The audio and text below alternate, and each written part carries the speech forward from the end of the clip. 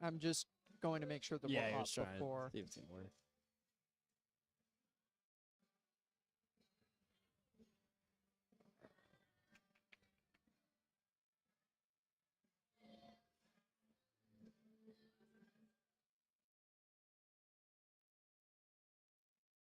Yep. Okay.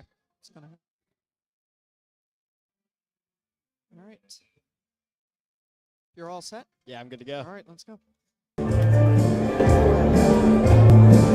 Live from Springsbrook Stadium in Conway, South Carolina, it is time for the weekend series between the South Alabama Jaguars and the Coastal Carolina Chanticleers with Adam Riley. My name is Jack Sargent. Thanks for joining us on this Thursday night as Coastal Carolina looks to kick off the series against South Alabama. 11 straight series victories for the Chants in the Sun Belt. Play 31 straight games. Have to go all the way back to April 6th of last year against Arkansas State for the last Coastal Carolina loss in conference play. No, yeah, completely, Jack. Coastal comes in as red hot, starting Sun Belt 9-0, which was a really struggle in the preseason, but they've completely found their groove at the Sun Belt as our first pitch is about to happen here at Coastal.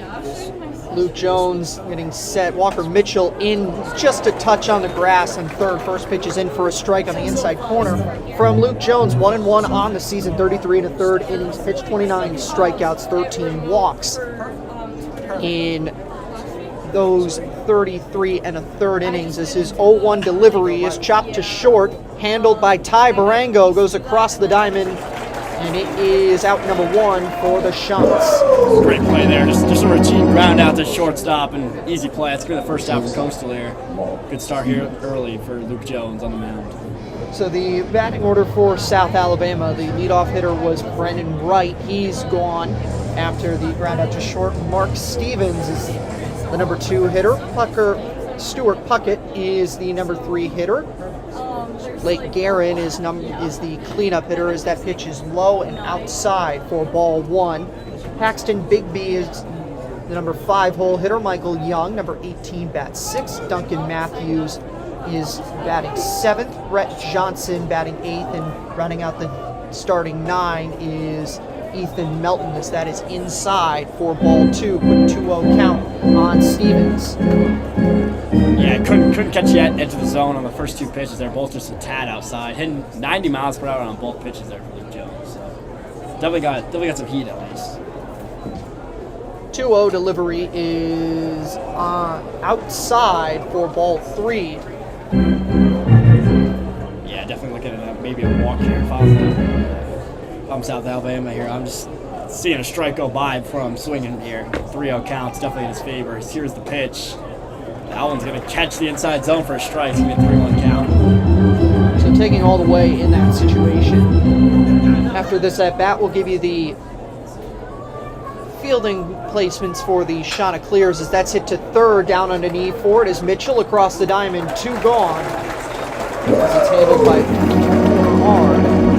He's at first. Blake Barthel second. Ty Barango and Walker Mitchell you've already heard from. Third and short. Leighton Pato's in left field. Dean Mijos in center. And Rex Watson is in right for the Chants. Great play by Mitchell there, just making it look easy, throwing that all the way from third over the first, beating the runner by a good amount. Great throw there to step into it. So now Stuart Puckett, number 7, left-handed hitter, is in the box for South Alabama, outside for ball 1.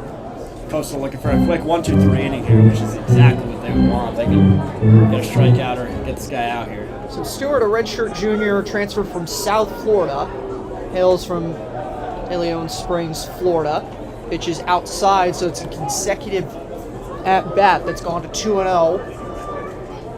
The bottom of the inning for the Chanticleers, it'll be Mijos, Barthel, and Walker Mitchell. Yeah, that top of the order has been really playing well recently, especially Dean Mijos. He's been the standout hitter so far this season for Coastal.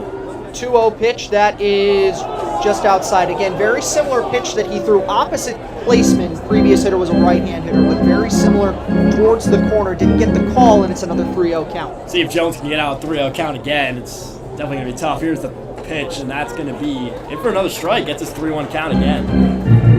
So again, takes all the way on that 3-0 delivery.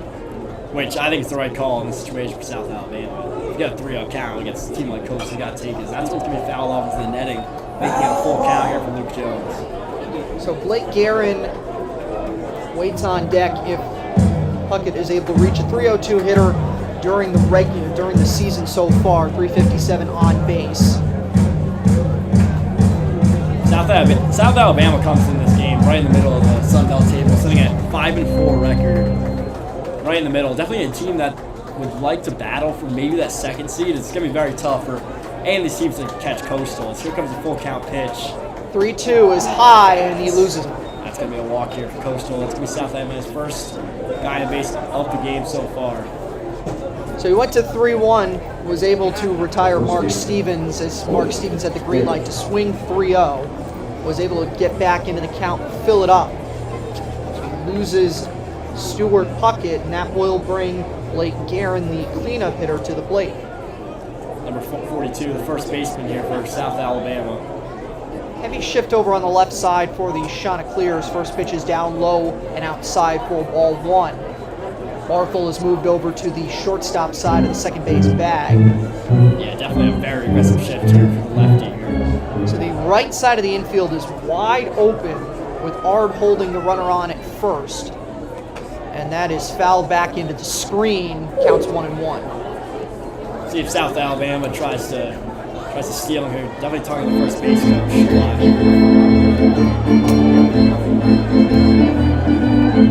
With 2 outs, I don't mind stealing first and second. You're trying to get a scoring position, maybe steal a run here early in the first inning here. 1-1 delivery about set from Jones. That is swung through. He got a piece of it though, and it is 1-2. If you're wondering about the stolen base, Stuart Puckett has not been caught this year. 5 times he has stolen, 5 times he has attempted, 5 times he's been successful.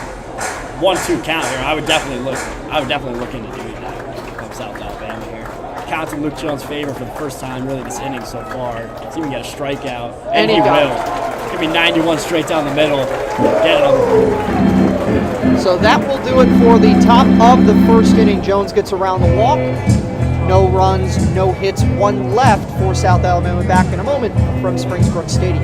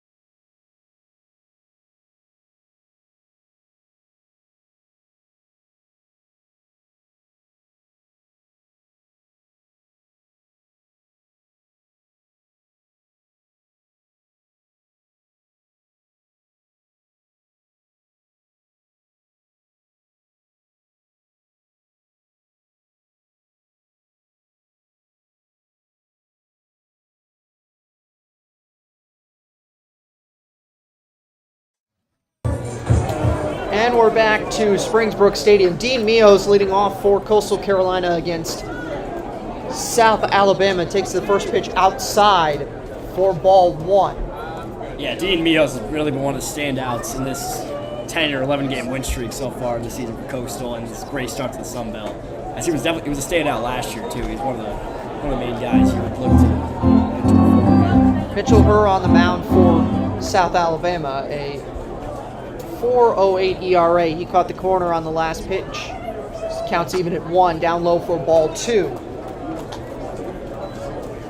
Good start here for Dean, keeping a good eye there. That one almost caught the zone. Just good to keep your composure there and not be too aggressive there. Mijos batting .342 on the season. Chopped it into the turf in front of the plate, and that evens the count at 2. So we have not gotten a ruling yet on that. I believe he chopped it into the plate. Yeah, I was thinking a foul ball. It's not on the scoreboard yet. I'm assuming it's a 2-2 count here. Next delivery is upstairs, and the count is 3-2. So that 2-2 delivery filled the count.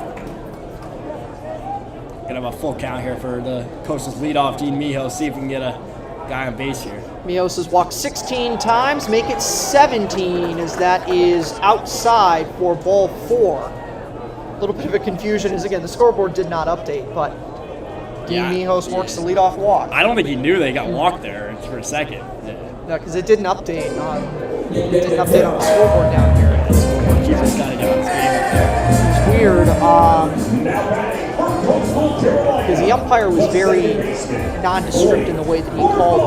But Blake Barthel will come to the plate now. And Coastal Carolina has been a very small ball heavy team. Blake Barthel's Coastal Carolina's second in Division I in terms of sacrifice bunts, and Blake Barthel leads the country as he squares to bunt, bunts it towards third, put it right in the perfect spot for it, and the pitcher throws it away, but it's backed up by the second baseman, and he throws it over to third as Mijos is about halfway between second and third, and he threw it away on the backside of it. So Barthel does the job. It was going to be a good sacrifice anyway. And then the couple of errant throws give Coastal Carolina two runners in scoring position with nobody out. That was a complete calamity for South Alabama's infield. Should be a guy on second with 1 out, throws it first, sails it over his head, and then throw it back in. That throw doesn't even work. Now we got a guy in second and third. Walker Mitchell coming out. No outs here. Second and third. Bottom of the first for Coastal. Huge chance to get an early lead here for Coastal. And when Blake Barthel comes to the plate, really in that kind of situation, always for Coastal Carolina, you know the bunt is coming. South Alabama was ready for it. They just didn't execute the back end of it correctly. First pitch to Mitchell is in for a strike. No, yeah, South Alabama easily should have had him out at first there. Really, it's bad execution. That would be a really big worry for South Alabama, which how much Coastal decides to bunt this year. Mitchell chops it to second. That is handled, and the throw is in time. Walker Mitchell does the job, and to score is Dean Mijos, and the Chanticleers lead 1-0. Yeah, he's going to ground out there. He's going to get an RBI and get Coastal on the board here very early on. Now we got a guy on third. There's only 1 out here. Definitely a chance to at least get let's go 2-0 to the second. So it was a moderately routine play for Brennan White. He was playing pretty much straight up behind the second base bag. He had to go to his right. Had to go to his left just a couple of steps. Had to extend his arm out a little bit, but it wasn't that difficult of a play for him to make. And now the infield will creep in for South Alabama. And that's hit to second, handled by Wright again. And Rex Watson does the job. The Chanticleers take advantage of the bunt and the errant throws, and they lead 2-0. Great play by Wright there. The infield moved in, but that ball was blasted on the ground. He handled that very well. I think that came off his arm straight to the glove. He makes a routine play at first, but that will score the second run of the game, making it 2-0 to Coastal. So Bladen Pato will come to the plate now for the Chanticleers. You have a situation where both sides are satisfied, I think would be the term that you would use for it if this inning stays where it is, as Pato swings and pops it foul. That is shading towards the stands and will get out of play. Coastal Carolina satisfied that they were able to get the 2 runs in. South Alabama not able to prevent a crooked number, but those were both runs on outs. So there's 2 out, nobody on. I think the most important thing for South Alabama in this game is just stay in the game and don't let it get out of hand here. is the most important thing coming up against the #1 team in the Sun Belt. Just want to stay in it here. So Pato takes one on the inside for ball one. It's very inside there, making a 1-1 count. Breaking ball, he tried to drop it in towards the hands. It didn't have the drop at the end of the break. As the 1-1 is swung on and hit high in the air to left, and it is shadowed, and Johnson lost it in the sun. That was a routine fly ball for him. He lost it in the sun, and Aiden Pato was at third. So again, there was stipulation that if the Jaguars were able to keep leading where it is right now, for the moment, there's a runner at third with 2 outs, so not out of the woods on the Jaguars. Really, right now, South Alabama, they're just beating themselves. That's an easy play to the warning track. There's a few gasps from the crowd thinking that was going out, but it wasn't gonna go. And then falls over left fielder, and there's a guy free on third when this inning should be over. See if Coastal can capitalize once again.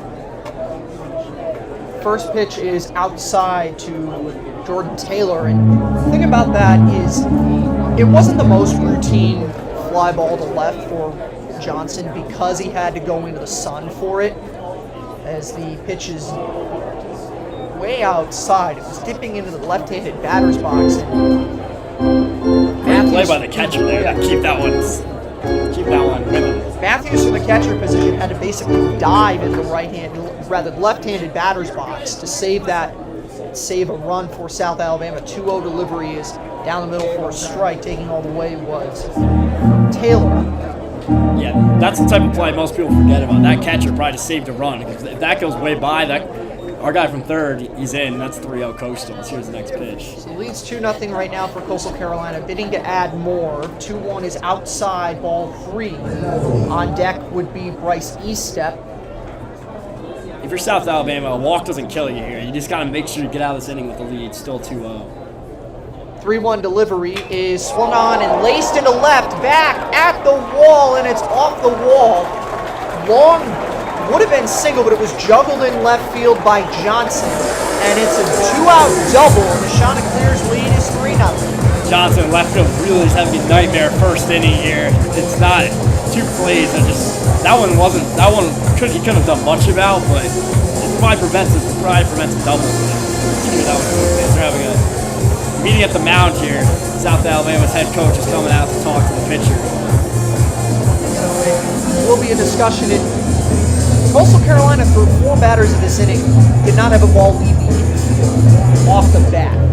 Really, those errant throws didn't really leave the infield. So Coastal Carolina was content to play the small ball, and South Alabama left the door open with the error out in left field.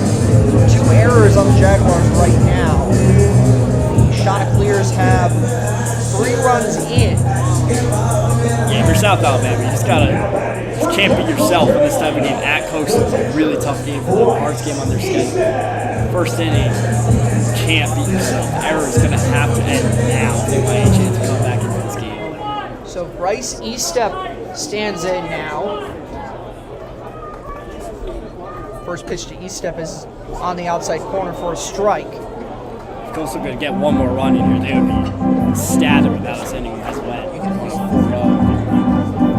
Coastal, again, did not have a ball leave the infield through the first 4 batters of this inning. Now have 3 runs in.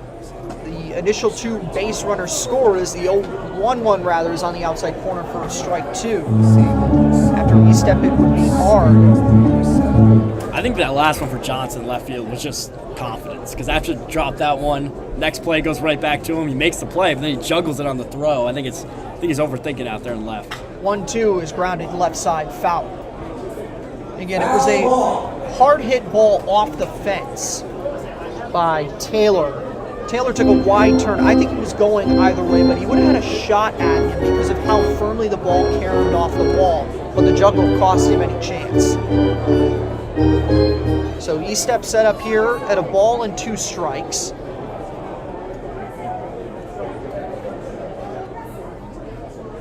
Pitch from her is off the handle of the bat, back behind second, handled by Wright, but it's a moderately big inning for Coastal Carolina, able to get 3 runs across. Did not rather recorded 2 hits in that and 2 errors from South Alabama. And after one, the Chanticleers lead 3-0. Back in a moment from Springs Brooks.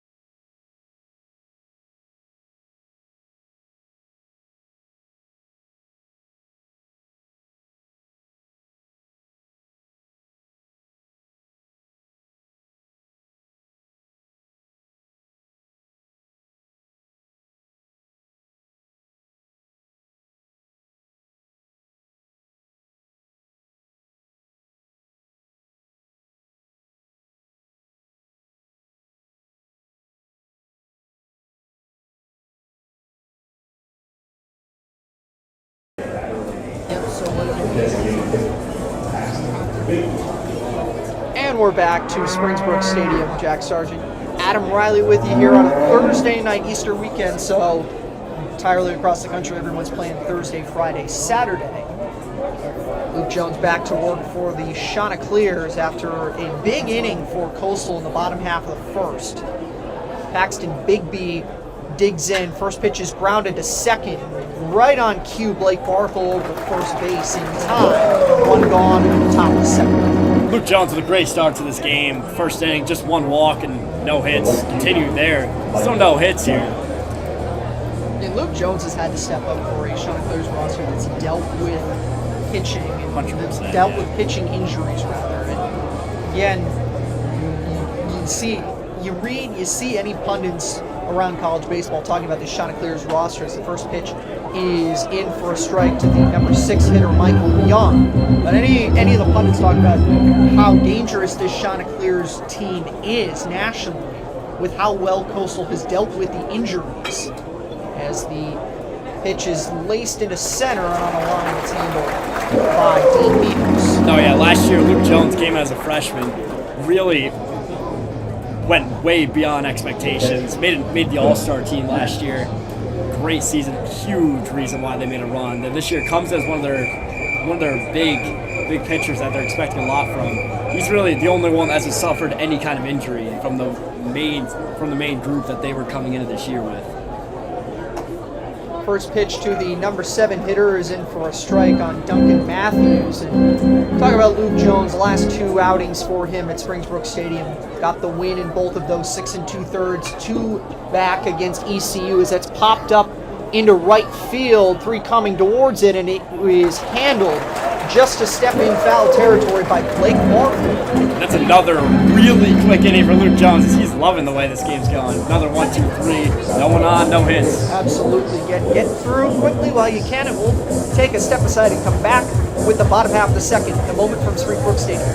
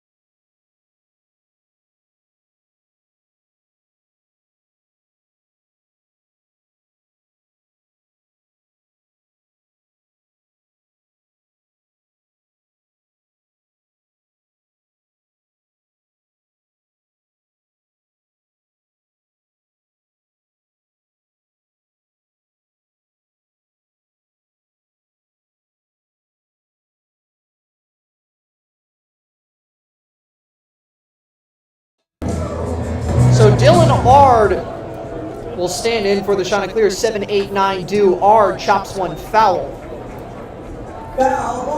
Great first inning for Coastal. Obviously, getting 3 runs is one thing, but really just the way it happened, there's definitely a lot of worries for South Alabama after that first inning. Check that. It's 8-9-1 for the Chanticleers. Ard, Barango, and Dean Mijos. The 0-1 pitch is inside for ball 1 to even the count on Philip Ard.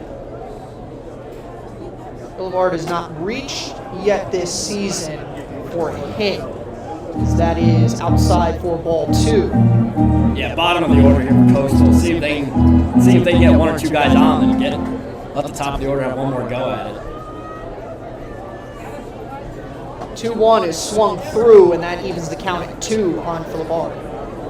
90-mile-per-hour fastball there. Couldn't catch up to it.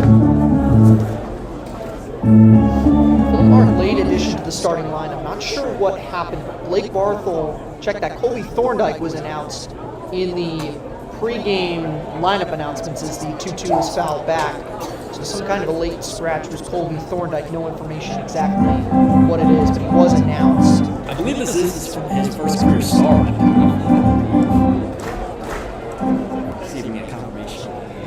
Certainly a spot start one way or another for Philip Ard as the 2-2 is outside to fill the count. Yeah, he's going to get a chance at it. I think he'd be happy with a walk here. Full count opportunity. So after him, it would be Ty Barango, or will be Ty Barango with nobody out. Pitch from her is outside, ball 4. That's a great time for Coach Lamar. Just getting the guy on. It's really all you can ask for. So we talked about it earlier in the first inning with the prowess that Coastal Carolina has with the sacrifice bunt. The third baseman Puckett for South Alabama will come in towards the grass. As South Alabama is expecting the bunt from Coastal Carolina, I imagine that they will see it. Yeah, bottom of the order here. Advance Ferrari second. It's not really a bad time to do it for Coastal, especially with how much they do. I would not be surprised at all here if they pulled out, and they do. So Barango showed bunt, pulled it back, took it for a strike. First time this season that Philip Ard has reached a grad transfer from University of North Georgia. Check over on the runner at first. Year 2025 at UNG, who batted .329, did Ard. Yeah, definitely a big upgrade for him to come from North Georgia to here, but it's not going to be tough to get some play time here compared to North Georgia, but we'll see.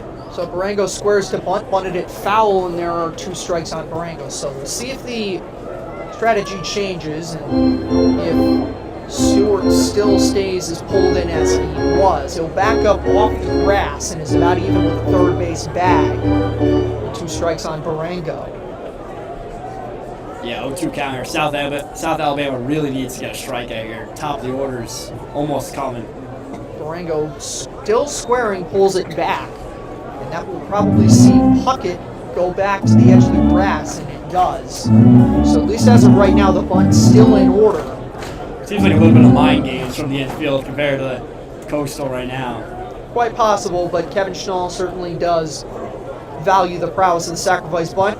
Barango squares to bunt, bunts it, and coming in from third is Puckett. He'll go to first, and the sacrifice is good. 5-3 for the Jaguars, and there's 1 down. Down to second is Ard, and Mijos to the plate. Yeah, South Alabama this time not making a mess of the sacrifice bunt. They actually easily make the play over to first. Definitely something you're going to have to do continuously out the lane because Coastal pulls that play at least once an inning, it feels like. So Coastal Carolina successful on the first sacrifice and successful on the sacrifice in second inning. Mijos now with Ard down at second. Mijos walked in the first inning, rips that one into right. That one is pushed foul. Right fielder was definitely concerned there, but ended up just going foul into the student section over there.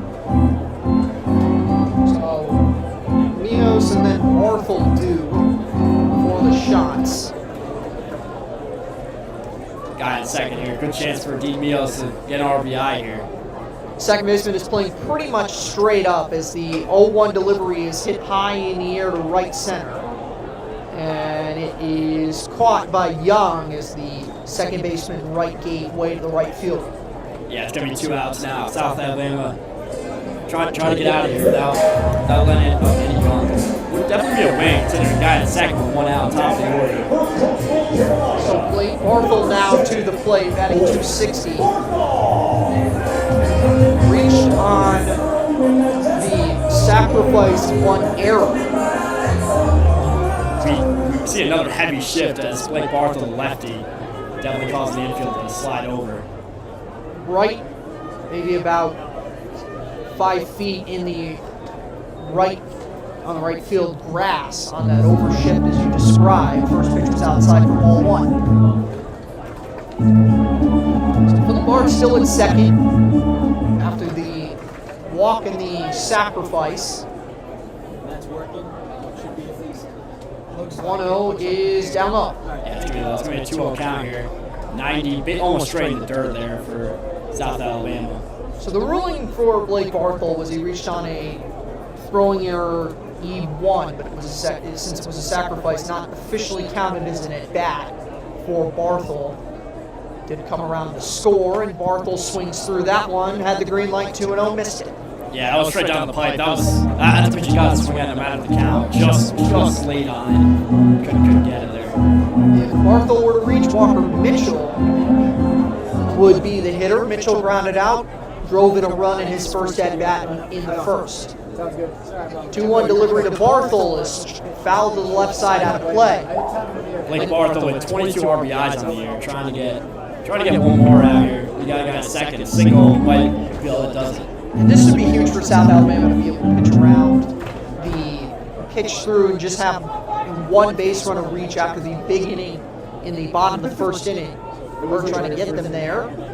2-2 delivery to Barthel. Barthel hits it where they are through the shift, and that's into left center field. Coming in to score is Ard, and the shot clears, lead 4-0. Ard scores standing up. RBI single for Blake Barthel. That's going to be 4-0 Coastal. There's the single I talked about. He has 23rd RBI of the year, and that's exactly what he does. Coastal with 2 outs. That's exactly what South Alabama feared there. Just letting a guy, can't let him run 2 outs. There's only one guy on. So Barthel hit it pretty much where the shortstop would have been playing if they didn't have the shift employed. Again, that's a prowess of being able to go to the opposite field. Barthel able to do that, and the shot clears to 4-0. Walker Mitchell with the play.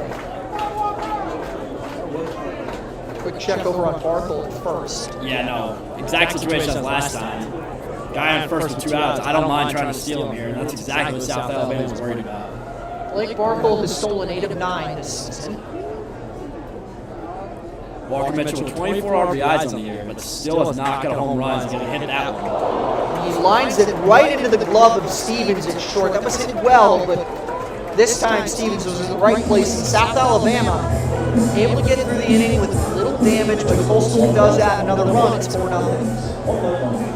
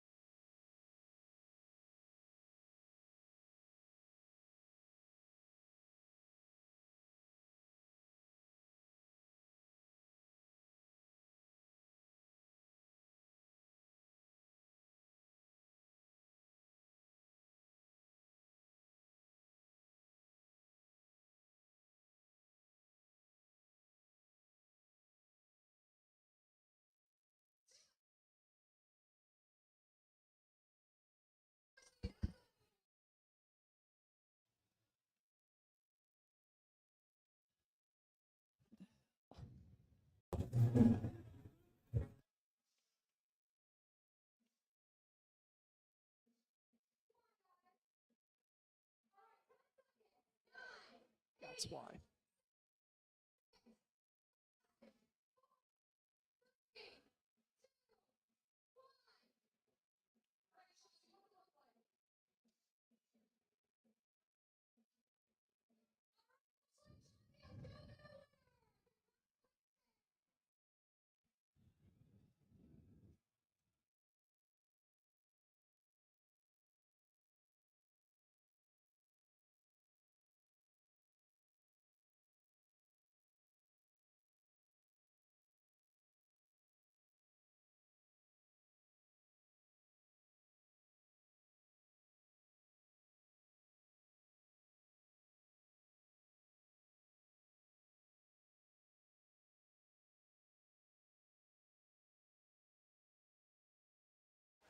And we're back to Springsbrook Stadium as that's cut on and fouled to the left side by the number 8 hitter, Brett Johnson, the left fielder for South Alabama.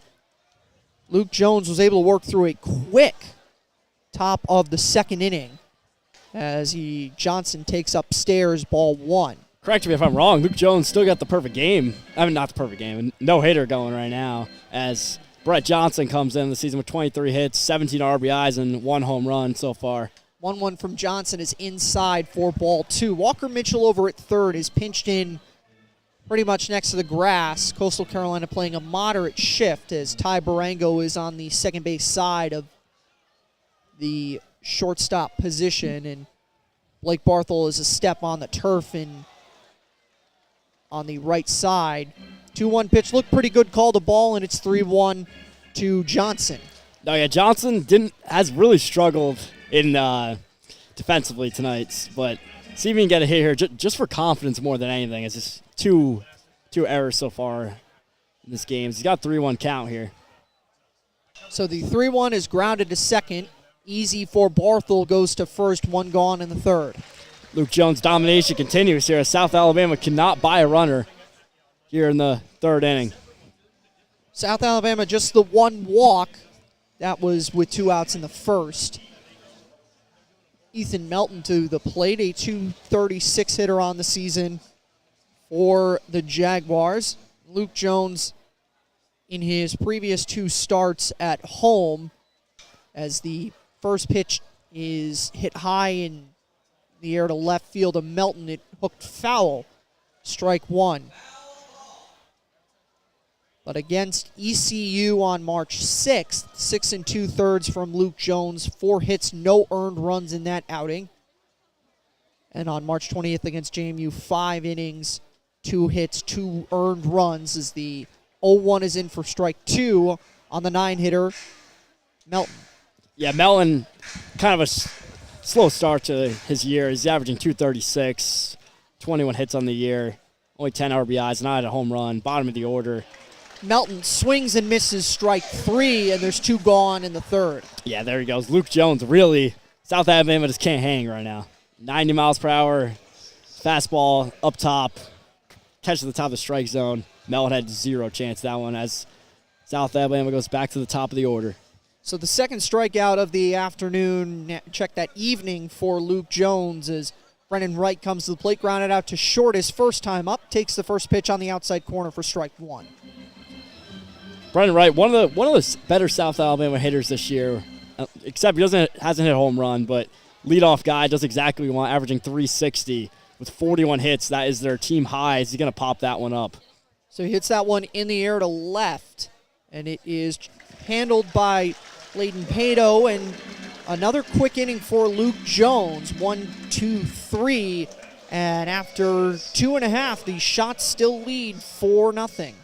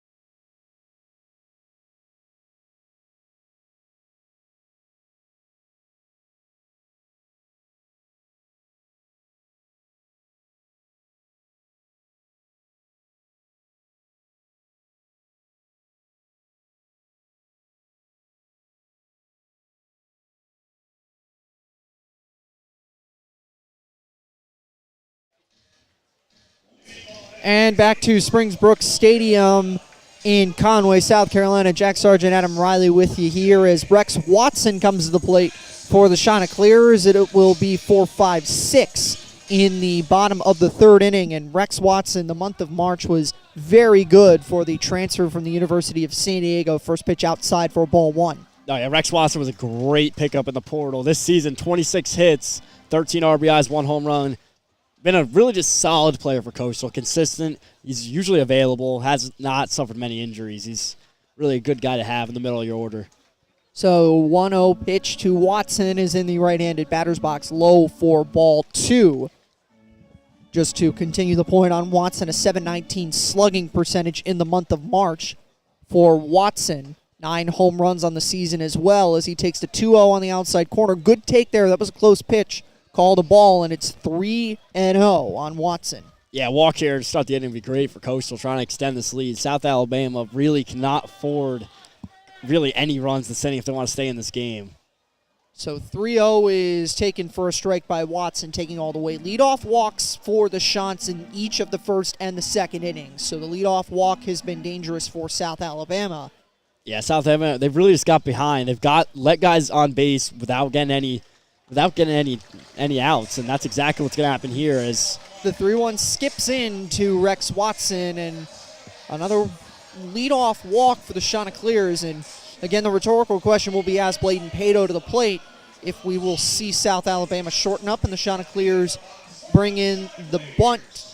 Puckett at third expects that as he's pretty much all the way on the grass as Bladen Pato comes to the plate. No, yeah, this Coastal team, they've got to a point where they don't even care to hide it. They know the game plan, and they do it frequently as they look for it again. So Pato pulls it back, takes the strike. Previous at-bat for Pato reached on a fly ball to left field. It was ruled a triple, and I'll get into the weeds with you a little bit. The reason that's going to go for a triple and was not an error on left field is simple factor because left fielder Johnson did not touch the ball as a check over on Watson at first. Watson back easily. But it's not going to be, it wasn't ruled a routine play. And the reason it wasn't a routine play was because he was having to combat the sun there. So since it was not a routine play, it is a hit as opposed to having reached on an error. Pato pulls it back.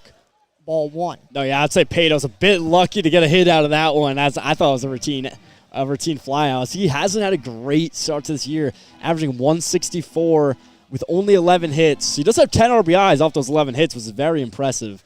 But not a great start to the year for him, but see if he can go 2 for 2 to start today. So another check over on Watson, nothing doing over there. And again, that's the way that it's described in the scoring instructions for the NCAA. If it is not a routine play, you can get a hit for it as he squares to bunts it. That's a soft bunt. Pato running down the line. Throw to first will just beat him. Down to second is Watson. That was really a great bunt. He couldn't have placed it much better, but catcher does well, and beats him to a first. That's going to be 1 out as they advance the runner to second, as Coastal has done unbelievably amount of times this season. Again, as you described, it was pretty much, it didn't even get off of the turf dirt in front of home plate. It was maybe about 10 feet in front of the plate, so a perfectly placed bunt. And with Pato hustling down the line, the only option was to go to first. Check on the runner at second as Rex Watson was taking an aggressive lead back in time, but that one was closer than the other two checks when he was at first. No, 100%. That was actually a good effort there. I don't think Coastal expected him to do that, but really almost got him there. So Jordan Taylor, who reached in the first inning, takes a pitch that's running inside. It is inside for ball one. Close to him, did not catch a piece. I think if he didn't avoid that might have hit him if he leaned in a little bit, but chose to take a quick step back and avoid being hit there. Ball one, and obviously everyone's favorite rule in college, you do have to avoid it, otherwise you're going to get called for a strike as that's hit to short. Handled by Stevens. He'll go across the diamond. Low throw dugout by Guerin. 2 gone. Watson down to third. Yeah, chance here to score one more. South Alabama really have struggled so far this game with getting out of innings. Guy on third here with 2 outs. This is where you have to make the plays. You got to, if you're a pitcher, you got to step up in here, get out of this inning, which they've really struggled on. Coastal has not left many guys on base to start this game. Well, as you talked about it in the first inning, partner, after the errant throws on the sacrifice attempts, South Alabama was able to get 2 outs on ground outs. Runs scored off of those, but could not get out of that inning as the first pitch to E-Step is in for a strike. Couldn't get out of that inning without allowing another run. Had 2 outs in the bottom of the second. Could not get the third out in that one before allowing a run to score. So looking for their first clean inning are the Jaguars. 0-1 down low, and another good effort by Matthews to save the ball from going to the backstop. Yeah, that one was way outside. Great play by the catcher there. As E-Step comes up on the year with a 200 average. Only 5 hits on this year. Hasn't seen a ton of playing times. It comes in today, filling in for some gaps. 1-1 to E-Step is popped up a mile high, out of play, foul. Yeah, that one sailed way over us. 1-2 count here. Good chance for South Alabama to get out of this inning without letting up a run for the first time today. So Mitchell Herr trying to pitch around this. 2 of the runs charged to Herr unearned, so 4 runs, 2 of them earned. As another good foul ball by Bryce Estep got a piece of that. Yeah, can't really get the contact he's looking for. He's back-to-back slicing it behind him, but 1-2 count here. Just staying alive here. One single, you're scoring a run. After Estep, it would be Ard, who walked in the second, scored on the hit by Blake Barthel. The pitch to Estep is popped up again a mile high and again into the stands. He stays up there. Making him work for here. 3 straight fouls, just staying alive. I don't mind it. And I wonder if off of this, he's going at him pretty much the same. The pitches that he has thrown her have been pretty much the 3 same type of pitches. So I wonder if we might see him try to expand the zone and see if he can get a chase from Estep. He's got some balls to work with here. I don't mind throwing one in the dirt here if you're South Alabama. Let's see what he does here. That's what I was thinking he might do. Threw it up high, got away from him as he was throwing it. That was on the inside part of the plate for ball 2, counts even. Yeah, definitely. We're talking about hitting some balls to work with. You want to throw a better ball than that. You want to at least entice him with something. Pretty much looked like it popped out of his hand on the delivery. 2-2 is just outside. They'll check on a check swing. He did not go. Count is full. Tough call there. I thought that one might have caught the corner. They're going to say just outside. It was a close call. We're now going to full count here with a big play in the game here with a guy on third for Coastal. Just checking the replay. Easy, no call on the check swing. Home plate umpire Micah Holman calls ball 4, and that is a 2-out walk for Bryce Estep. So, again, like I was talking about, I expected to see a little bit of zone expansion, and when he eventually did expand the zone, you did not see a chase from Estep. Runners at the corners with 2 outs. Ball there doesn't kill you. You just got to make sure you get out of this inning. They've got another chance here. Phillip Ard, the bottom of the order. This is where you got to capitalize for South Alabama and get out of this inning unscathed. Again, this would be on the flip side huge for Coastal Carolina. 2nd straight inning, really 3rd straight inning, scoring a 2-out run. Going down to 2nd is Estep, and the throw is late. Stolen base for Estep, his first of the season. Yeah, if you're South Alabama, Phillip Ard is the guy you want up. He does not have a hit this season for Coastal and his whole career as he did transfer from North Georgia, but walk here would make the bases loaded, and then you go 9th, and then you're top of the order. So it's a big point in the game for South Alabama as he sees a strike go right by, making a 1-1 count. So taking all the way on that one, and that wasn't a freebie bag for Bryce Estep. They weren't conceding the bag to him. They did throw it down, but that's a pretty easy situation to steal in as the 1-1 is swung on and missed by Phillip Ard for strike 2. No, yeah, right when I saw the ball go from the catcher to second base, I turned my eye to third base. I thought Coastal was going to try to send third base home there, but they chose to not. 1-2 is popped up and out of play. South Alabama, you got to get a strikeout here. Phillip Ard is the guy you want. It's the matchup that is your best chance to get out of an inning unscathed.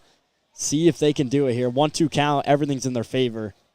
Herr has 39 strikeouts on the season. 1-2, it catches a piece of Phillip Ard, and that will load the bases for Ty Barango. If you're South Alabama, that is an absolute disaster, as they are claiming he leaned into it. I didn't think so from the booth. I just took a lean down to the dugout to see if we might see South Alabama ask for a check. Here comes the head coach. Might get a challenge here. Yeah, so they're gonna have a conversation about it, at least for the moment, and you saw Mitchell Herr lean in after the pitch was thrown, and he at least thought that there might have been a lean from Ard, and we'll see if South Alabama is going to do anything with that. At the moment right now, bases are loaded for Ty Barango. Yeah, this would be a big call in the game because you're looking at either bases loaded with 2 outs or you're looking at the innings over, and Does not look like they're going to challenge it right now. And it does appear that way, yeah. Now you're going to have bases loaded for 9th in the order, Ty Barango. so Coastal Carolina with runners on today, 3 of 9. Going to check that, 2 of 8 with runners on, and both of those hits have come with runners in scoring position, and 3 for 5 with 2 outs. First pitch to Barango's in for a strike. Ty Barango, the shortstop, really known more for his defense, but he still plays every game. He's still a very experienced hitter here at the bottom of the order with bases loaded here. Big play in the game. 276 hitter on the season is Barango's. The pitch is down low for ball 1. He's got 13 RBIs on the season. He's got a chance to add 4 to his name right here if he can get his second homer of the year for a grand slam. 1-1 coming to Barango. That is taken outside. If Barango's able to turn the lineup over, which I think right now is the approach for the Chanticleers, you'd be able to get Dean Mijos to the plate. Yeah, now if you can get top of the order with potentially bases loaded, that's a very dangerous sight here for South Alabama. So the redshirt senior from San Mateo, California, takes a pitch on the inside part of the plate for strike 2, and the count's even at 2.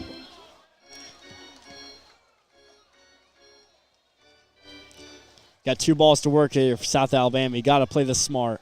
2-2 to Barango is laced to the right side. Foul, he stays up there. Yeah, Barango stays alive there. Great work. I believe that was going to be a strike, but it was a very, very tough one to hit. That was very high up in the strike zone. So we've seen both E-Step and Ard be able to work the count on her, work a walk out of it. Barango trying to walk and hit by pitch. Barango tried to do the same, takes low, and the count is full. Huge pitch here. Walk scores, single might score 2, home run scores 4. If you're South Alabama, this is the type of play you need to go your way here. Huge pitch incoming, full count, bases loaded here in the bottom of the 3rd. And again, huge for Barango if he would be able to turn the lineup over, even on a walk to Dean Mijos. 3-2. Barango laced it foul. He was right on top of that pitch, but he hooked it just a bit. That looks good. If that caught just the end of that line, that might have scored 3 as Coastal's runs were flying right off the bat. Again, 3-2 count with 2 outs. Runners are getting the head start. Barango just a bit out in front of that one. So we will do it again. Watson, E-Step, Ard, the runners 3rd, 2nd, and 1st. 3-2 coming from her is laced into left field. That ball is up against the wall. 1 run in. 2 runs are going to score. Here comes Ard. It's a bases clearing double for Ty Barango, and the Chanticleers lead 7-0 in the bottom of the 3rd inning. Just as he hit the last one foul, just a little bit to the left, he placed it perfectly this time. Left corner, 7-0 Coastal here in the 3rd. This one might get out of hand. Is that for South Alabama? You can't afford it. You can't afford it. Dean Mijos now, top of the order. Still a guy on second base. Chance to even open this up even more. 4th hit with a runner in scoring position this evening for the Chanticleers. 4 of 6. And we were talking about the ability to turn the lineup over, and Ty Barango has done that back to Dean Mijos. South Alabama, this is really getting out of hand here. The first pitch is in for a strike to the leadoff batter for the Chants. Dean Mijos, a senior from Chester Springs, Pennsylvania. Walked and flew out in the 1st and the 2nd. Mijos takes low, ball 1. Yeah, for South Alabama, all confidence is shot right now. It's really a tough start to this game. This inning is exactly what you couldn't afford. 2 outs. You can't let up 3 more runs.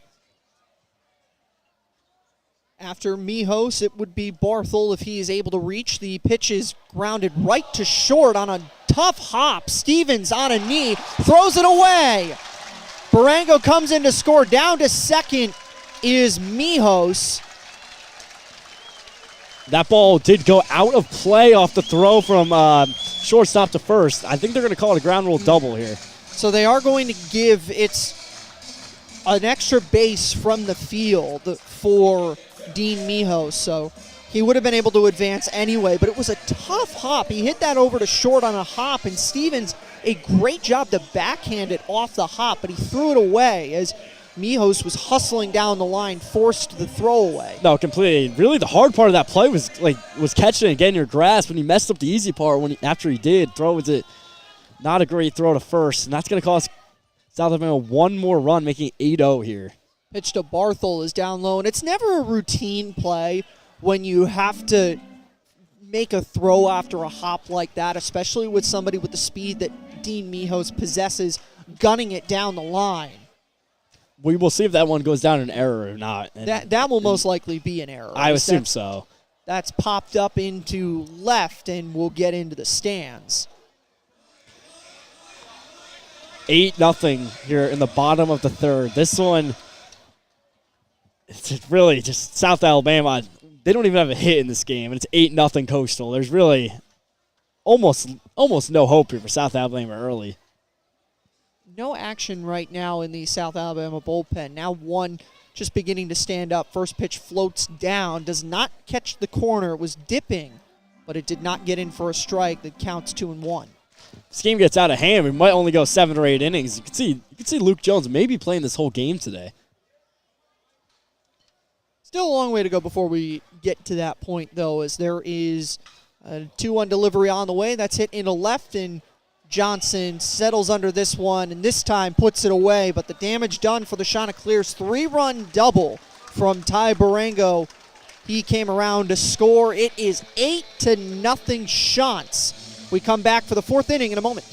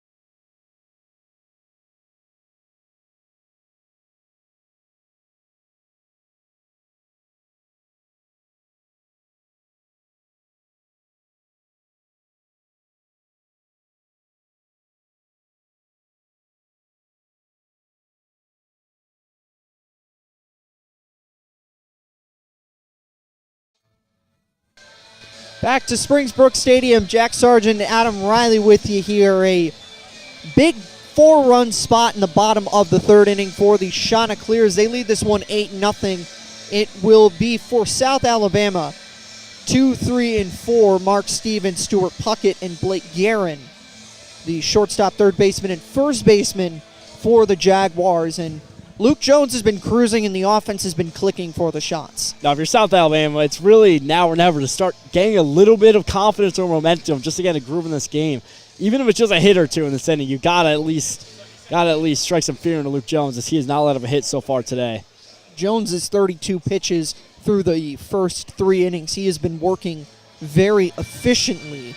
Just one base runner has reached for the Jaguars. That was a 2-out walk to the number 3 hitter Puckett in the first inning. The first pitch to Stevens is outside for ball 1. Mark Stevens, one of the better hitters for the South Alabama team. A transfer from the Ohio State Buckeyes, actually, is Mark Stevens. See if he can get on the board here, which is exactly what South Alabama needs. He gets a favorable count to start, as it is 2-0 to begin here. 2-0 count, as you said. And the thing that's been interesting about this is we have seen a number of 2 and 3 ball counts from Luke Jones, but it hasn't mattered because Jones has been able to work through it. As the 2-0 delivery is swung through, had the green light there, missed it. Yeah, Stevens really just had no chance on that one, way behind it there. Really just not really giving Luke Jones much of a test so far.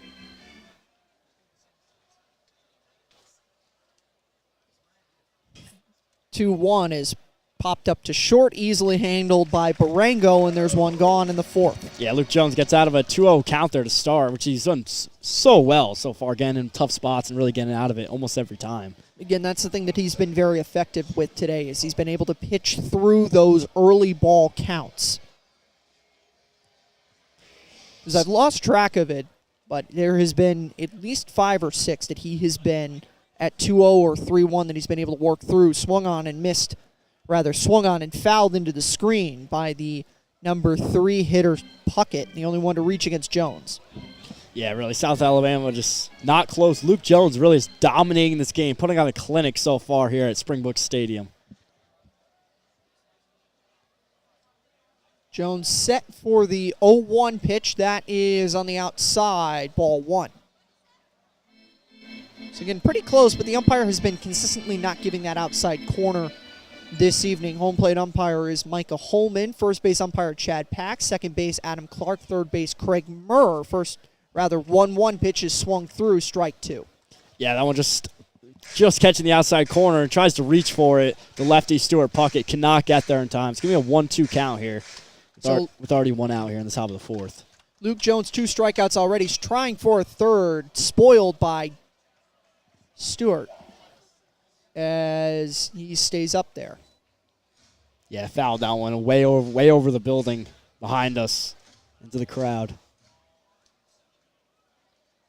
So Puckett, the only one to reach so far, walked in the first inning, still set up at 1 ball and 2 strikes. Jones kicks and throws the 1-2 down low. Yeah, just it's not really what he wanted there. Just way inside there. Good eye from Stuart Puckett not to panic there with 2 strikes on the board. Pitch was dipping, but it dipped too fast, and Stuart Puckett did not offer. So the 2-2 to Puckett is swung on and grounded off the glove of Jones, and it's kicked at second by Mijos. Check that Barthel, and it would have been a tough play for him. I don't know if that'll go for an error. Don't think it should go for an error, as it was a tough play for Barthel to handle. No, yeah, running right to left there, trying to throw it back behind him. Tough play there. Bobbles it a little bit, does not get it in there. As there goes Luke Jones, first hit of the game off the board. So again, it might have even caught a piece off of the glove of Luke Jones. It doesn't really matter whether or not it did or not. Pitches down low for ball 1. See if that can create any bit of momentum here for South Alabama. You got a guy in first here with 1 out. Just try to get on the board here is all you can do if you're South Alabama. So it's ball 1.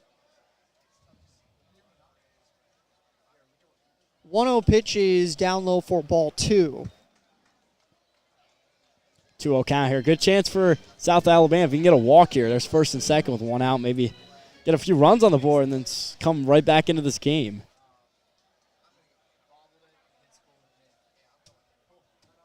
So 2-0 is popped foul.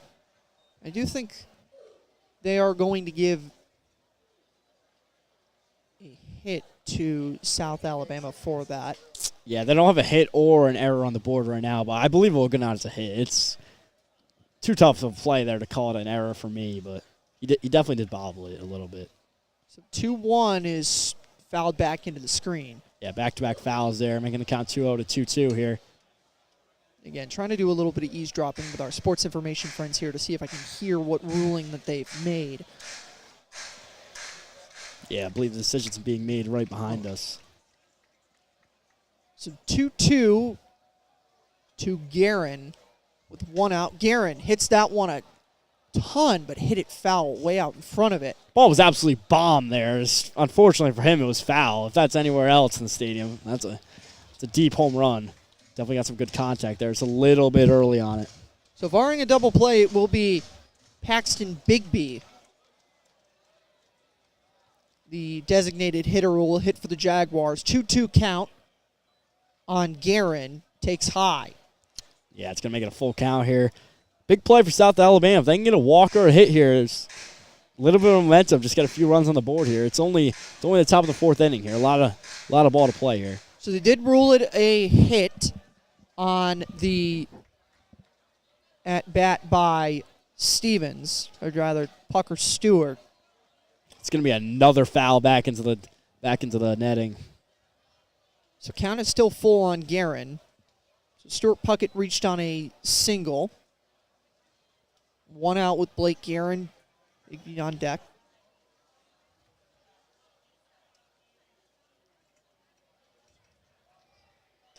Swung on and missed, strike 2. 88, fastball, high heat there. Cannot catch up to it. It's going to be his second out. South Alabama's hopes of maybe getting a run in just go to slim after that. So Paxton Bigby, the left-hand hitter, to the plate now.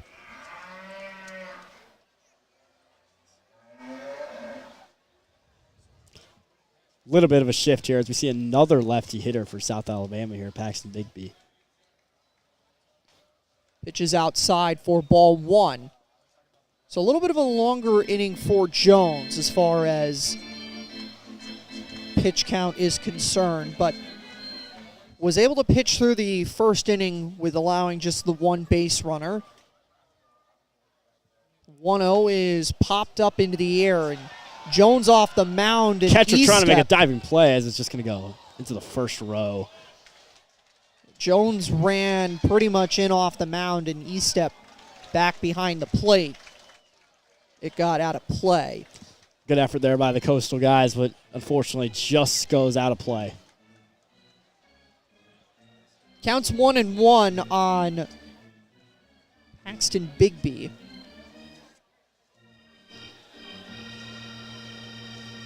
Paxton Bigby, a junior from Washington, transferred from Shoreline Community College. Frequent pipeline guys coming up from JUCO to this level. 1-1 pitch on the way is inside, ball 2. Yeah, no, especially the last 5 years, JUCO has definitely been definitely some new competition for college baseball. Luke Jones trying to get out of this inning without a run once again. Puckett's still at first. That ball is hit in the air to left. That's dangerous. Pato over near the stands, and that one gets out of play. Just Skimmer's foul there. Left fielder definitely concerned there, but luckily for Coastal, just goes foul. Count will sit at 2-2 here as Luke Jones tries to end the fourth inning.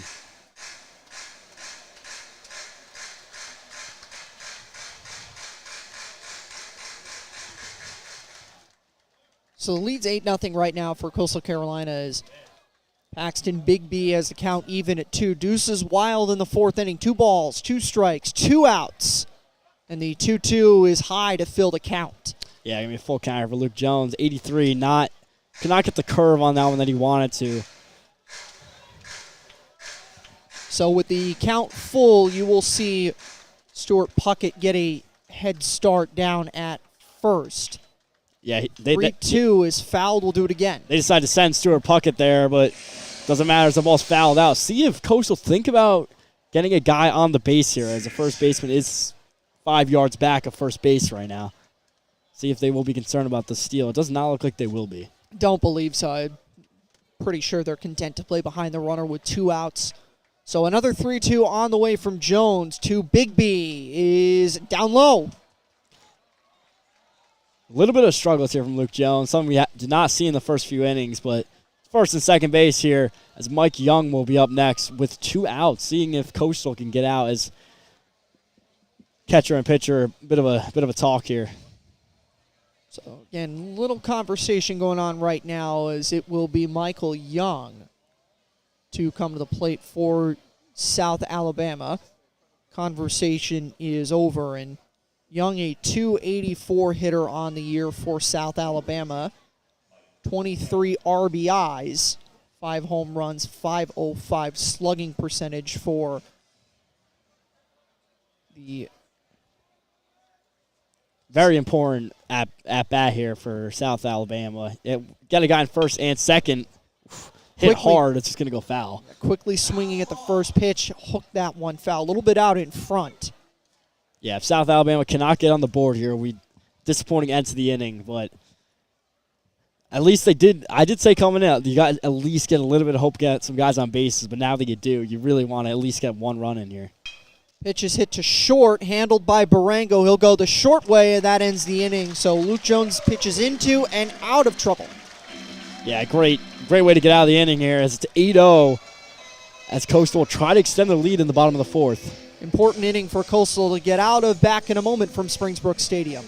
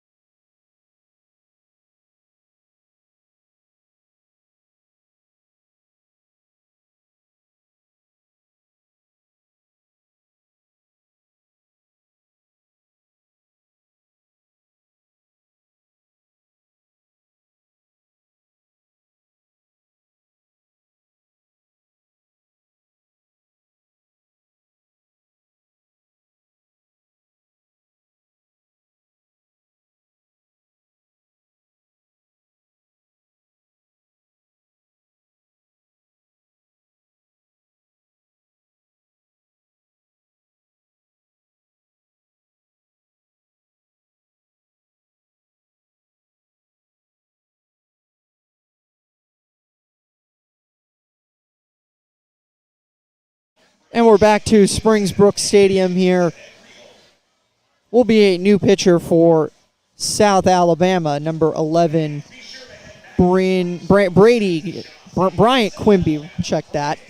Yeah, you're good. Got a little bit caught up in reading names there. So that will be the new pitcher for South Alabama, a left-hander from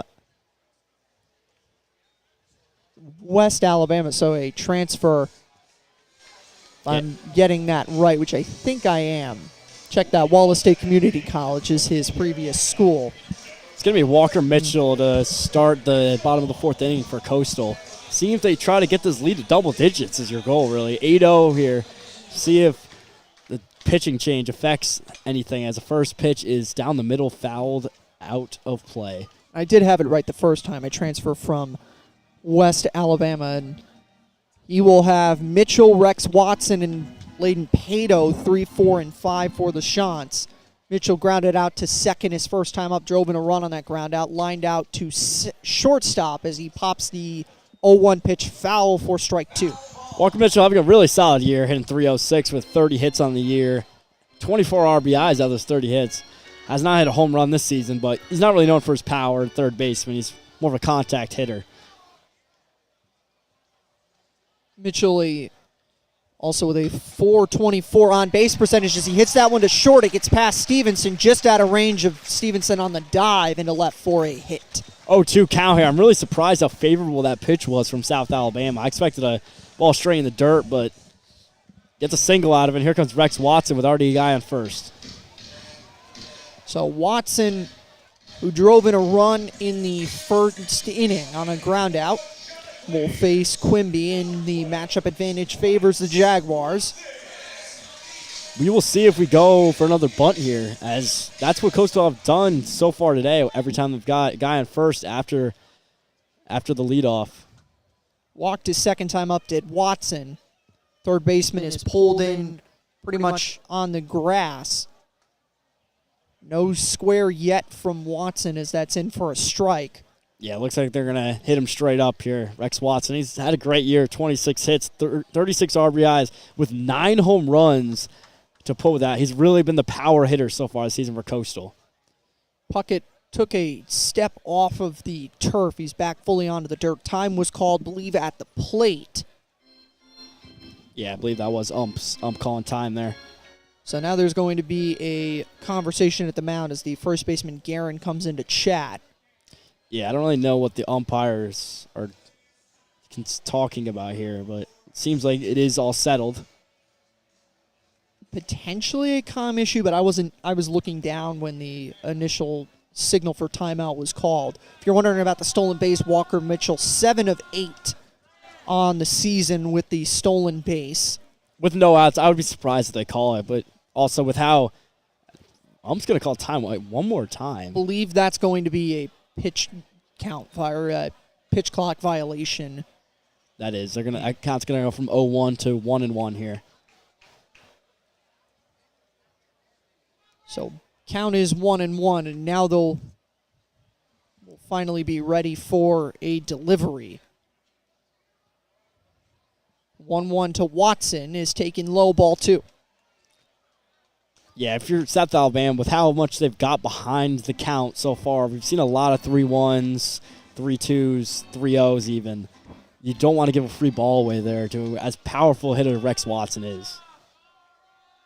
2-1 delivery to Watson is swung on and hit high in the air to right field.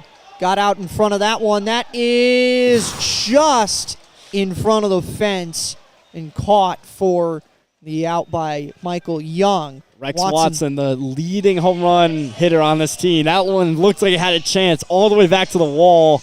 Just not enough on that one. My initial read was he hooked it right because he didn't react out of the box like he thought he got it, but then the ball didn't hook the way that I thought it was, and then it stayed in the park, but it also died. And the wind kind of blowing in a little bit towards the southeast direction, so it kind of caught it and maybe kept it in the ballpark as the pitch is in the dirt, blocked at the plate by Matthews to Bladen Pato, who tripled in the first inning and sacrificed in the third inning to set up the Chanticleer 4 spot in the third inning. Throw over to first. Mitchell stays put. Yeah, Bladen Pato, great start to this game here as he came in hitting 164s. Really hasn't really been a great start for him, but so far today he's been really good. See if we can get our hit here. 1-0 count, the guy in first. 8-0 lead for the Chanticleers. Pato swings through it. So Walker Mitchell over at first. Talked about the stolen base for him already. And third baseman Puckett is backed off of the turf. So the Chanticleers will not bunt this inning. First inning that we have not seen a bunt going is Mitchell. Throw down to second, skips in, and Mitchell had it stolen easily. Yeah, that's really the time you want to do it compared to 0 outs there. That catcher really never had a chance at it there. Walker Mitchell flew off first base. They haven't really kept a good eye on first since the first baseman has not really been sitting on the bag. So Walker Mitchell had already started to slide by the time the throw got to second. He is in scoring position in the 4th straight inning. The Shots have had a runner in scoring position. Pato chops it foul. Yeah, Bladen Pato after that steal, a chance to get his 11th RBI of the year. Seeing if he can do that after the Walker Mitchell steal. So Bladen Pato right now, a 164 hitter on the year, has driven in 10 runs in his 11 hits on the season. After Pato, it would be Taylor. Pato grounds it to third through the hole, a base hit into left field. Mitchell is held at third as the throw comes in. It's cut off by Puckett. And the Chanticleers have runners at the corners with 1 out. That was going to be a close race to home. I thought he was going to send him. Ends up playing the safe call. Keeps him at third base. That's going to, as you said, first and third base here with 1 out. So Jordan Taylor will come to the plate. No reason to send him there. Up 8-0. I think if there's 2 outs, you probably send them. 1 out here. You got a guy you trust in Jordan Taylor. Even Bryce Estep after if needed. We will see if they can. We'll see if that risk was worth taking, if Jordan Taylor can hit him in here. Wright is at second, playing pretty much up the middle as the pitch is on the outside for ball 1 to Taylor. Yeah, Jordan Taylor, guy from Florida here, came over here to Coastal. Has been a really solid player this year. Coastal Carolina as the pitch is fouled into the screen for strike 1. Coastal Carolina is 3 of 12 tonight with runners in scoring position. The third hit just coming from, 4 of 13 to update that. That fourth hit coming from Layden Pato. As the pitch to Taylor is grounded foul. Got that one, hit that one sharply, but he hit it foul. Yeah, if you look at the scoreboard, it really tells the whole story here. Coastal with 6 hits, 8 runs, and that's because mainly of South Alabama's 3 errors on that scoreboard. That's really what has cost them. Those haven't been small errors that have cost them big-time runs so far in this game. Pitch to Taylor is in the dirt. Going for second is Pato and no throw, so a easy bag for Pato to have as the ball skipped away from Matthews. Yeah, it was completely uncontested there. It's just too easy from South Alabama. Throw was a little bit in the dirt, and by the time the catcher looks up, it's already second and third. So now 2 runners in scoring position for Taylor. Pitches inside to fill the count 3-2. Yeah, South Alabama really, you can't let this get to double digits here. This is a dangerous point in the game for South Alabama.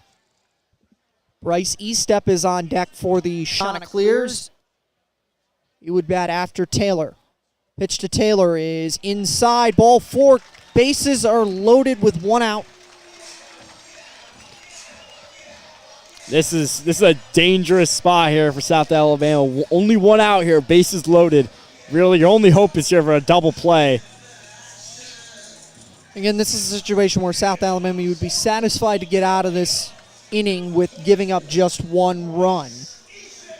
Coastal Carolina this season has had a number of run rule victories. Run ruled all 3 of the games of the series against JMU. The last time the Chants were home for a weekend series here at Springs Brooks, as that's in for a strike to Bryce Estep. Yeah, Bryce Estep in a really good position here to pick up at least 1 RBI, maybe 2 or 3. Dangerous spot for South Alabama, as you said. If you want to play 9 innings tonight, this is a situation you got to get out of. Bryce Estep went up high to chase the 0-1 delivery, and it's quickly 0-2 on the Chants catcher, Philip Ard on deck. Yeah, it looks like he was swinging for the fences on that high fastball. I think that was going to be a ball, though. I don't think he had to swing at that one. Rising fastball. It did the job for Quimby as he throws, and that one is popped up to short. Infield fly rule would have been in play, wasn't called, though, and Stevens puts it away, and there are 2 gone for Philip Ard. Yeah, if you're gonna hit a pop-up, you want it to be way deeper so you can tag up and get another RBI. But now, South Alabama, the biggest struggle today is they have not left anyone on base. Everyone scored.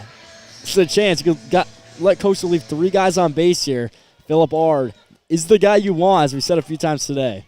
So Coastal Carolina is 4 of 8 with runners, or with 2 outs this evening, as that's in for a strike. Philip Ard still looking for his first Coastal hit, as he's been walked today, but still has not got a hit. Chance for not just a hit, but a few RBIs. Ard, in his first start of the year, has had 5 at-bats coming into this evening's contest, as that's hit out of play. Check that, 4 at-bats and 2 already tonight. So this is his 7th plate appearance of the season, or 7th at-bat of the season. Philip Ard starts with a rough patch with 2 back-to-back fouls, making an 0-2 count here, putting him in a rough spot. And he swings and misses, and South Alabama is able to pitch around the bases-loaded 2-out jam. Yeah, very good work from South Alabama there to get out there without any runs. Bases loaded. First time tonight they've actually got out of an inning without any runs, as we're going to go to the top of the 5th. 8 for Coastal, 0 for South Alabama. Not a clean inning in the exact way that you would draw. South Alabama does get with the 4th without giving up a run. 8-0 back in a moment from Springs Brooks.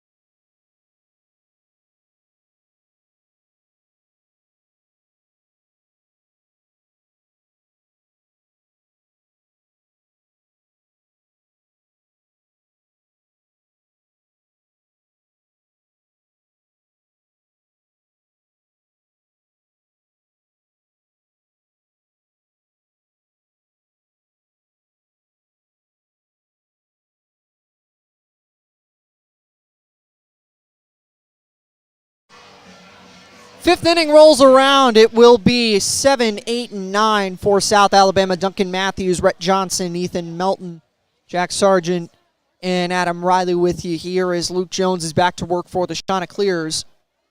Yeah, Luke Jones, domination so far. Only one hit allowed here in the top of the fifth. See if South Alabama can get any bit of momentum with Duncan Matthews, the catcher for South Alabama, starting off our fifth inning. Matthews popped up to second in his first at-bat. Counts 1-1. 8-0 Chanticleers. 8 runs, 6 hits, no errors for the Shots. No runs, 1 hit, 3 errors for South Alabama. As the pitch is popped up, third baseman Mitchell into foul territory in the coach's box makes the catch. 1 gone in the fifth. Yeah, easy first out here for Coastal. Duncan Matthews, actually a dangerous hitter with 4 home runs and 21 RBIs on the year. This time, quick at-bat for him. As here comes Bet Johnson once again. Johnson grounded out to second his first time up in the third. On the year, he's got 23 hits, 17 RBIs, and 1 home run in the year. See if he can get on base here with another very aggressive shift from Coastal. So first pitch to Johnson was upstairs, and again, Mitchell is on the grass, and the right side of the infield is covered by Barango, Barthel, and Philip Ard. Nobody in the outfield side of the left side of the infield. 0-1 is swung through. Rather, 1-0 is swung through, and the count's even at 1. Yeah, Luke Jones here really just, it's been 1, 2, 3 innings for the most part, except for last inning where got a guy first and second, got out of it, but really it's been unscathed, easy day for Luke Jones so far, seeing if South Alabama can really cause any threat so far. 1-1 just a touch outside, 2-1. Still the inward shift from Mitchell as Jones winds the 2-1, is swung on and grounded foul, counts even at 2. Yeah, good contact there, just a little late once again, just grounds it foul. It's just missing one big play for South Alabama, and they just can't find it so far. So count is even at 2. Ethan Melton on deck. Jones's delivery comes. The throw outside, full. Yeah, full count here. Good chance for Luke Jones to get out of here, but if you're Bet Johnson, you need to try. If it's a strike, you got to make a play here. You got to make a play just to keep this inning alive. Johnson fouls it, stays up there. Johnson this season a .250 hitter for South Alabama. 13 RBIs, .330 slugging percentage, .353 on-base percentage. Yeah, one of South Alabama's better hitters, but see if you can contest Luke Jones. 3-2 is down low for ball 4. Johnson works the walk. 1 out base runner for Ethan Melton. Yeah, everyone slides back to their position after that shift. So Coastal Carolina will now adjust and play at double play depth with Ethan Melton, who struck out his first time in the third inning. 3 strikeouts this inning or this evening for Luke Jones. Well, the line for him right now: 4 1/3 innings, 3 strikeouts, 3 walks, 1 hit allowed as the first pitch is down low for ball 1.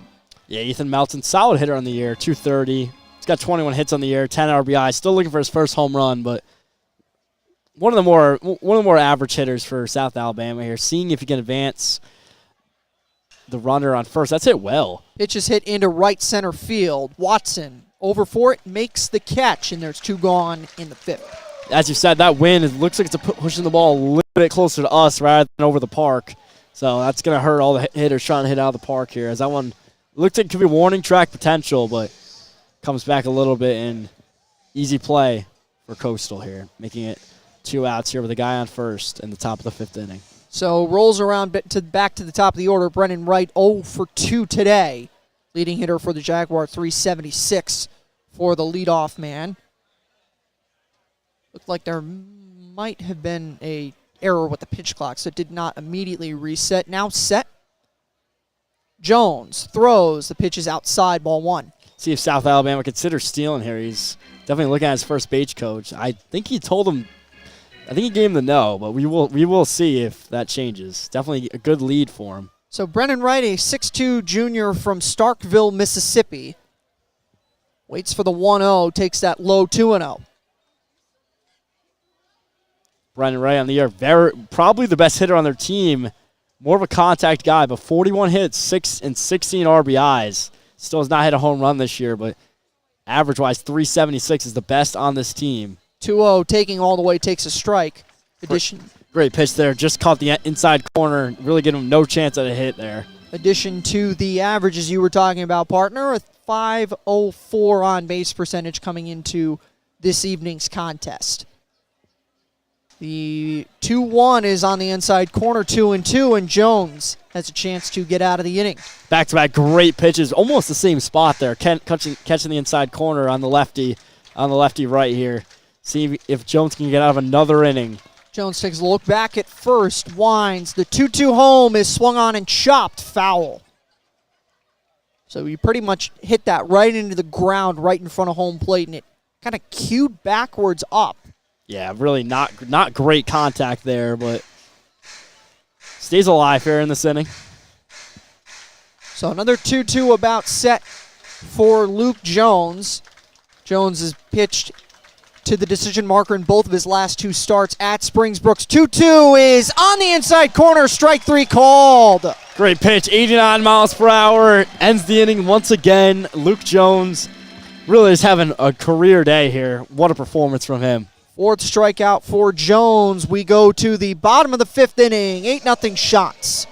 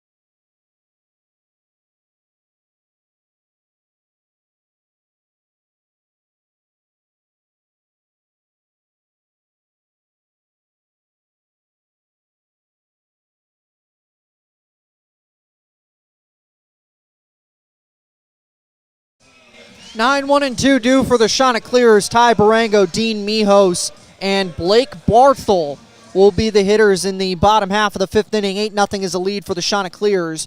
First pitch is in for a strike to Barango. No, yeah, previous inning, South Alabama got away with it. Bases loaded, don't let up a run. That's exactly what they needed to do this whole game.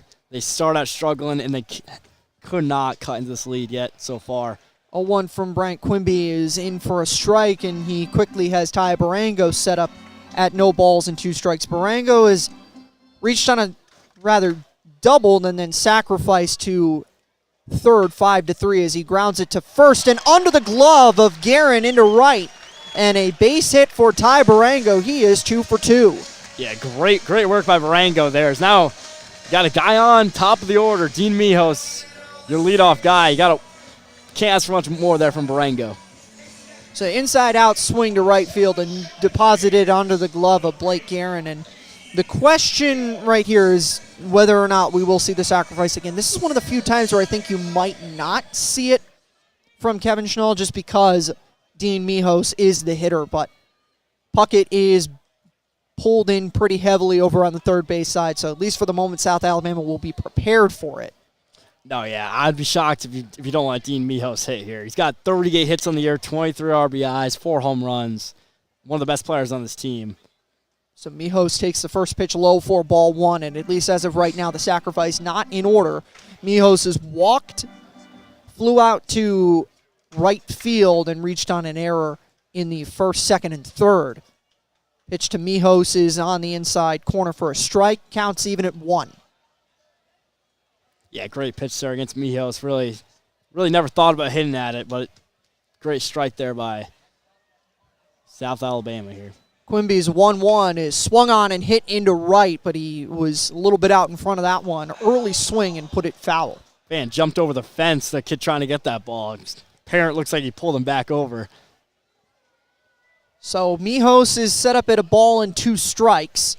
Another check over on the runner, Barango. Nothing doing there. Yeah, count's going to be 1-2 to Mijos here. So the 1-2 on the way from Quimby to Mijos. Runner was going as the pitch is foul. Hit and run was in order. Yeah, I almost saw another Coastal steal there. He was definitely going to get there, even no matter the result of the hit, but it's going to be fouled off, eliminating that possibility. Ty Barango has stolen 3 bases on the season, all 3 of his attempts.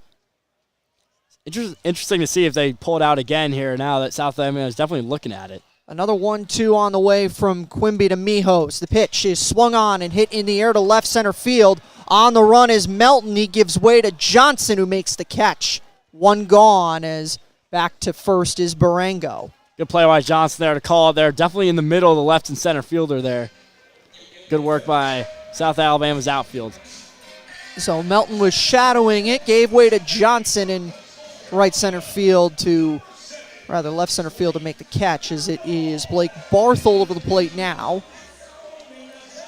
Interesting to see that last time we saw a heavy shift. This time looks like they almost stay put. So interesting change of game plan there on Blake Barthel. Barthel reached on an error in the first inning, singled in the second, drove in a run with that single, flew out to left. As the first pitch is on the way to Barthel, he chops that one to second. Going to be a tough play for Wright. Wright throws just in time to get Barthel. Good play by Wright there. He had to gun it in because it was going to be close. That ball was crawling towards him. He had to run all the way up to get it. It makes a great play to get out Barthel here. Do advance the runner to second base, but that is going to be 2 outs for Coastal. They're seeing if they can get another run in. It's going to be Walker Mitchell up next with a guy in scoring position. And just taking a look at the replay of that, just barely in time. Barthel, after chopping it into the ground, hustling down the line and just barely retired. As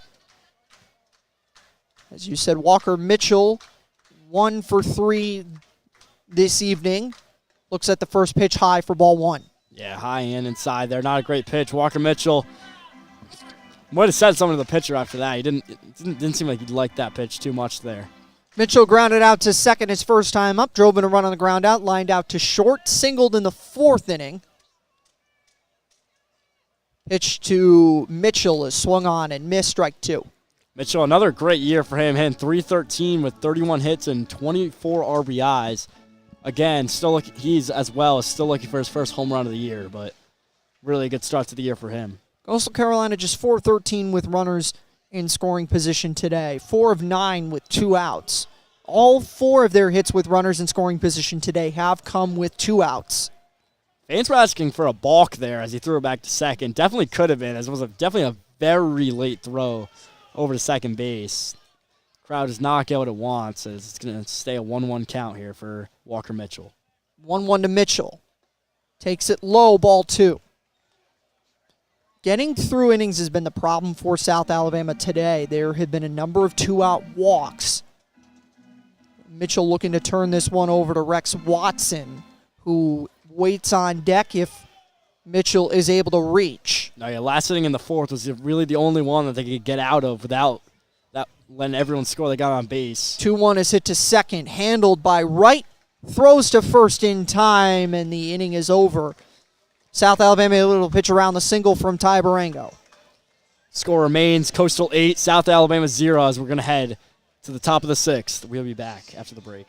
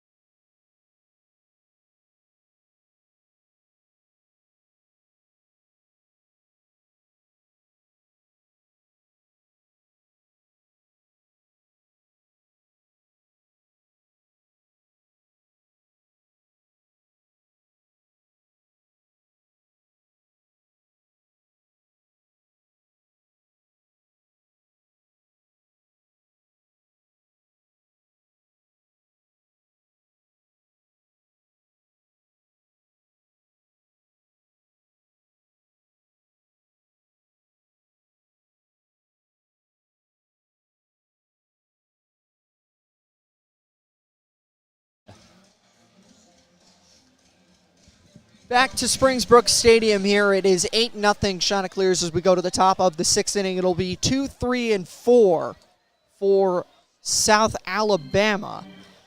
South Alabama just trying to get something going here as we're going to see the shortstop, Mark Stevens, the transfer from Ohio State, starting us off. So the pitch is in for a strike. Mark Stevens on the year, 256 average, 26 hits, 13 RBIs, and 1 home run on the year. Pitch is outside to Stevens. It's going to make it a 3-0 count here to start the inning. Not a great start for Luke Jones. We will see if they can decide to let him have this game or if we see any action from the bullpen. So check that on my part. I thought one of those pitches was in for a strike. 3-0 is down the middle for strike one. Luke Jones still working. He has pitched into the 6th inning once previously at home. That was against ECU as the pitch is lined foul to fill the count. Once again, Luke Jones has done such a good job getting out of bad counts. Another 3-0 count here. Gets to do a full count. Puts the pressure back on Mark Stevens. Seeing what Luke Jones will give him here on the full count. So Jones was able to go 6 innings against App State in 6 2/3 as that's hit and caught on the leap by Walker Mitchell at third. Yeah, great catch there. Ball looks like it might just get over his head. Doesn't. Makes a great catch right over his head. It's going to be the first out for Luke Jones. The thing about that, too, is a rather nonchalant leap. He didn't have to go all the way up for it. It was a rather low line drive, just a modest little jump to grab it. Oh, yeah. It did look that ball dipped a bit in his favor there. Helping him out, an easy play for Walker Mitchell. So Stuart Puckett now pops that one up. That one will go into the crowd. Does get out of play. Count is 0-1 on Stuart Puckett. Puckett tonight is 1 for 1 with a walk. Singled in the 4th inning. And walked in the 1st. He was the first base runner, the first hitter, and now has the 2nd hit against Luke Jones as he hits one into right for a base hit. Great contact there off the bat for Stuart Puckett. One of their definitely better hitters with 4 homers on the year. Their team leader. So came into the at-bat hitting .308. He has reached all 3 times against Luke Jones. Luke Jones having maybe a little bit of a problem here. I don't know what the holdup is here. He looks like he might be holding his hand. I think he's adjusting his belt right now. That might be the call. Yeah, I didn't know what he was doing over there. That's what the stoppage was for. That's what it was. So pitching into the 6th inning right now is Jones. There was a little bit of action between innings in the bullpen. But it looked like it was more standing around and tossing than anything else. Does look right now. No one actively warming for the Chanticleer. So this is Jones' inning as of right now as the pitch is outside for ball 1 to the number 4 hitter Blake Guerin, who has struck out both times to the plate. Jones has 4 strikeouts. Guerin accounts for half of them. No, yeah, depending on how this game goes, Luke Jones might only have to pitch one more inning, depending if Coastal can get a double-digit lead. We'd be looking at mercy rule territory. So pitch is outside. 2-0 is the count on Guerin. After Guerin, it would be Bigby, then Young. Puckett at first has stolen 5 bases this season. That's hit a mile high down the left field line, but again out in front of it and foul. Yeah, that ball bombed once again. Definitely had the power. He has 10 home runs on the year. By far the team leader of this team. That ball was bombed, just sails foul, unfortunately for him. Definitely could see the power out of just off that at bat right there. Blake Guerin hit his bat into the ground after the pitch. Felt like he might have missed something there. Quick little glance back at the runner from Jones. And now we'll step off and toss it over to Ard. Nothing doing over at first from Puckett. I think that was more just get out of the pitch count more than anything. The pitch count went down to 3, and his quick almost underhand toss over to first. So 2-1 delivery on the way to Guerin is upstairs, ball 3. Looked pretty close, but called a ball. Yeah, some of Coastal's fans and Coastal's bench wanted that to be called a strike. Did not get the call this time. It's going to be a 3-1 count here. Puckett at first, 3-1 is in for a strike. Taking all the way was Guerin. It's going to be another full count for Jones where he really has thrived today. Where he's got out of this situation so many times today. So 84 pitches on the night from Jones. His 85th is chopped foul. Yeah, I think they definitely, if Jones doesn't get out of this inning quick, I think that's got to be his day over, I would assume. So sitting as of right now, it would be his third longest official outing of the season, having gone 5 1/3 already. Again, pitched into the 7th inning twice this season. As the pitch is on the way to Guerin, he hits that one into straightaway center. On the run is Mijos back at the wall. It's off the wall. Mijos fields it on a bounce. Great throw in. Puckett had to hold up at first. Did not know whether the ball was going to be caught by Mijos or not.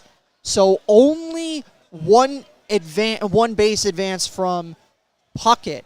That really just comes down to, that is some horrible base running by South Alabama. The guy at first, he probably should be scoring on that play. He waits the whole time, just advances to second. He should be at least at second base when that ball hits the wall, and he should be heading up for at least third base there. That's really, really poor base running from South Alabama. I think he misjudged where the ball was going, as he thought that there was a little bit more hang time on that. A pinch hitter will come to the plate for South Alabama, and that will lead to Kevin Schnall going to the bullpen. The pinch hitter will be Cole Dean, a freshman. I think this might be Luke Jones' day done, unfortunately, as they're going to have a team talk at the mound here. Coach Schnall already, I think, signaled for it and checked that. I don't think it is going to be a pitching change, as it's not Kevin Schnall to the mound. I just assumed. So, at least for the moment, that's a conversation, and that's all that it is right now. Wow, that's pretty surprising. Almost at 90 pitches here for Luke Jones. Definitely thought that was going to be the change. Maybe they said if he can get out of this inning quick, maybe a double play, then you can last, but we'll see here as Cole Dean, the first baseman, will come to the mound for South Alabama. So it's Cole Dean, a left-hand hitting freshman from Fairhope, Alabama. Runners at first and second. First pitch from Jones is swung on and fouled into the screen. Strike one. And the obvious ideal scenario for Coastal Carolina would be to roll one up the middle and be able to get out of this inning, no harm, no foul. Yeah, South Alabama really is trying to get on the board here. This has been their best chance so far of the game. 0-1 is high for ball one. Yeah, you can see Luke Jones losing a little bit of his gas here. So that was pitch down to 86 miles per hour. So after the conversation with pitching coach Matt Williams, the 1-1 is swung on and hit a mile high again. Very good contact, but again pulled it. This time pulled it to the right side and foul. And Cole Dean is set up at a ball and 2 strikes. South Alabama really showing some power that we have not seen all day. I don't know if that is the fact that Luke Jones might be losing a little bit of steam, or if they're finally getting a little bit of groove here late in the game. So 1-2 on the way from Jones is on the inside for ball 2. Looked pretty close again. Home plate umpire Micah Holman did not give the shots to call, and the count's even at 2. Yeah, Cole Dean sold that one pretty well. Acted like he was about to get hit when that was almost a strike. So 2-2 on the way to Dean is swung on and chopped foul. Yeah, that was probably for the best. If that stayed fair, he's tagging third and throwing that one all the way to first. At least 1 out, maybe 2. Could have been a double play ball there for Coastal. The problem is that would have hit the first base bag, or the third base bag rather, and it would have taken a weird carom. So either way, does not matter. Ball was foul. 2-2 is the count as Jones is set. Delivers the 2-2, and that is swung on and missed. Strike 3, 2 gone. Yeah, it's another strikeout. That's what Luke Jones we saw earlier in the game. 90 high heat from Luke Jones. Got him. Let's see if Luke Jones can get out of this inning now. 5th strikeout for Jones, and that equals his 2nd highest total of the season. Struck out 5 against VCU on February the 20th. Season high 7 against Fairfield on Valentine's Day. Here comes Mike Young back to the plate with 31 hits on the year. 23 RBIs and 5 home runs. Really one of their better hitters. 2 guys in scoring position. This is the time that you need him to perform with a 1-0 count after the first ball. So the first pitch was low and outside in the left-handed batter's box for ball 1 to Michael Young, who flew out to center and grounded into a fielder's choice and will ground into another fielder's choice, and that ends the top of the 6th inning. 6-4 is the putout from Barango to Barthel, and the Chanticleers pitch around the trouble in the 6th inning.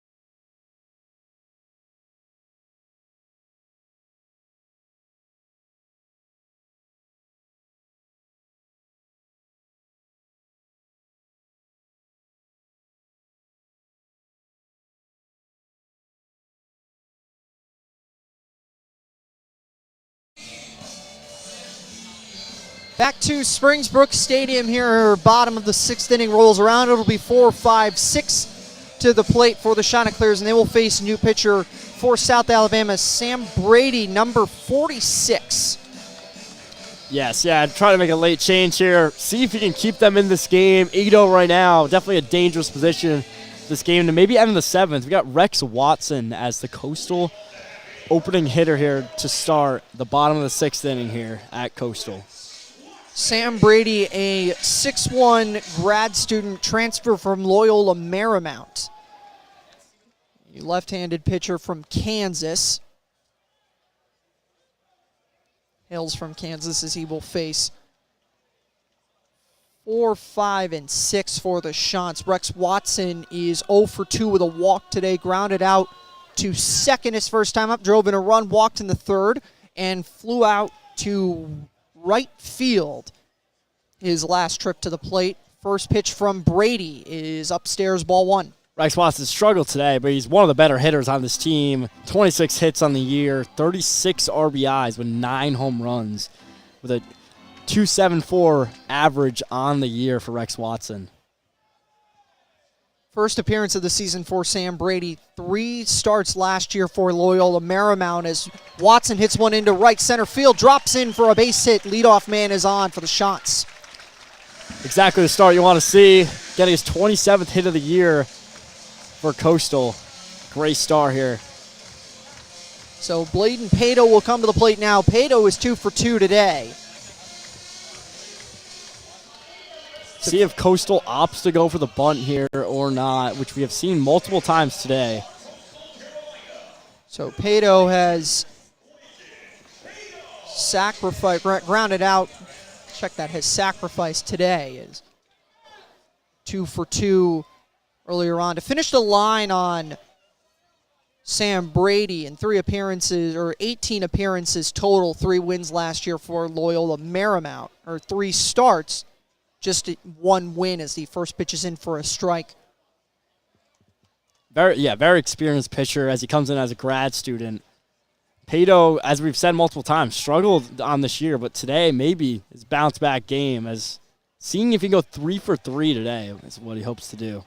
Takes a strike on the inside part of the plate, quickly set up at no balls and 2 strikes. Pato tripled in the first inning, sacrificed in the third, and singled in the fourth. Rex Watson down at first has stolen all 4 bases he has attempted to steal. After Pato, it would be Jordan Taylor.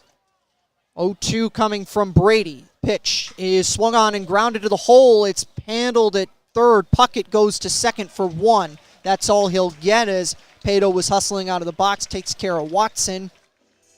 No, yeah, chance at a double play there. Great job by Pato to beat it out, but good play for South Alabama there to prevent the runner getting in scoring position as Jordan Taylor is the next one up. Hit a little bit too softly to turn to there, as it was a high hop after it was hit into the ground initially. Tough hop for Puckett to handle, but he handled it finally and was able to go to second for the force out. Now Taylor, who's 1 for 2. Outside, ball 1 on the first pitch. Yeah, Jordan Taylor's been solid today out of Florida, as we said before. It's been a really good game for most of these Coastal guys, as really from top to bottom, hitting, pitching, it's been an absolute clinic for Coastal, as Jordan Taylor's trying to add to that here with the guy on first. Pitch to Taylor is in for a strike to even the count at 1. Taylor, the transfer from Stetson, hails from Jacksonville, Florida, the senior. Yeah, he's came into this team and really added a good boost in that middle of the order, as a runner will go here. So there goes Pato. Throw is high. Pato had it stolen easily. Yeah, Coastal, every time they stole today, I don't think one has ever been in question of not getting there in time. So Taylor doubled in the first inning, drove in a run on the double, then grounded out to short in the third, walked in the fourth. Pato is 11 of 12 on steals this season.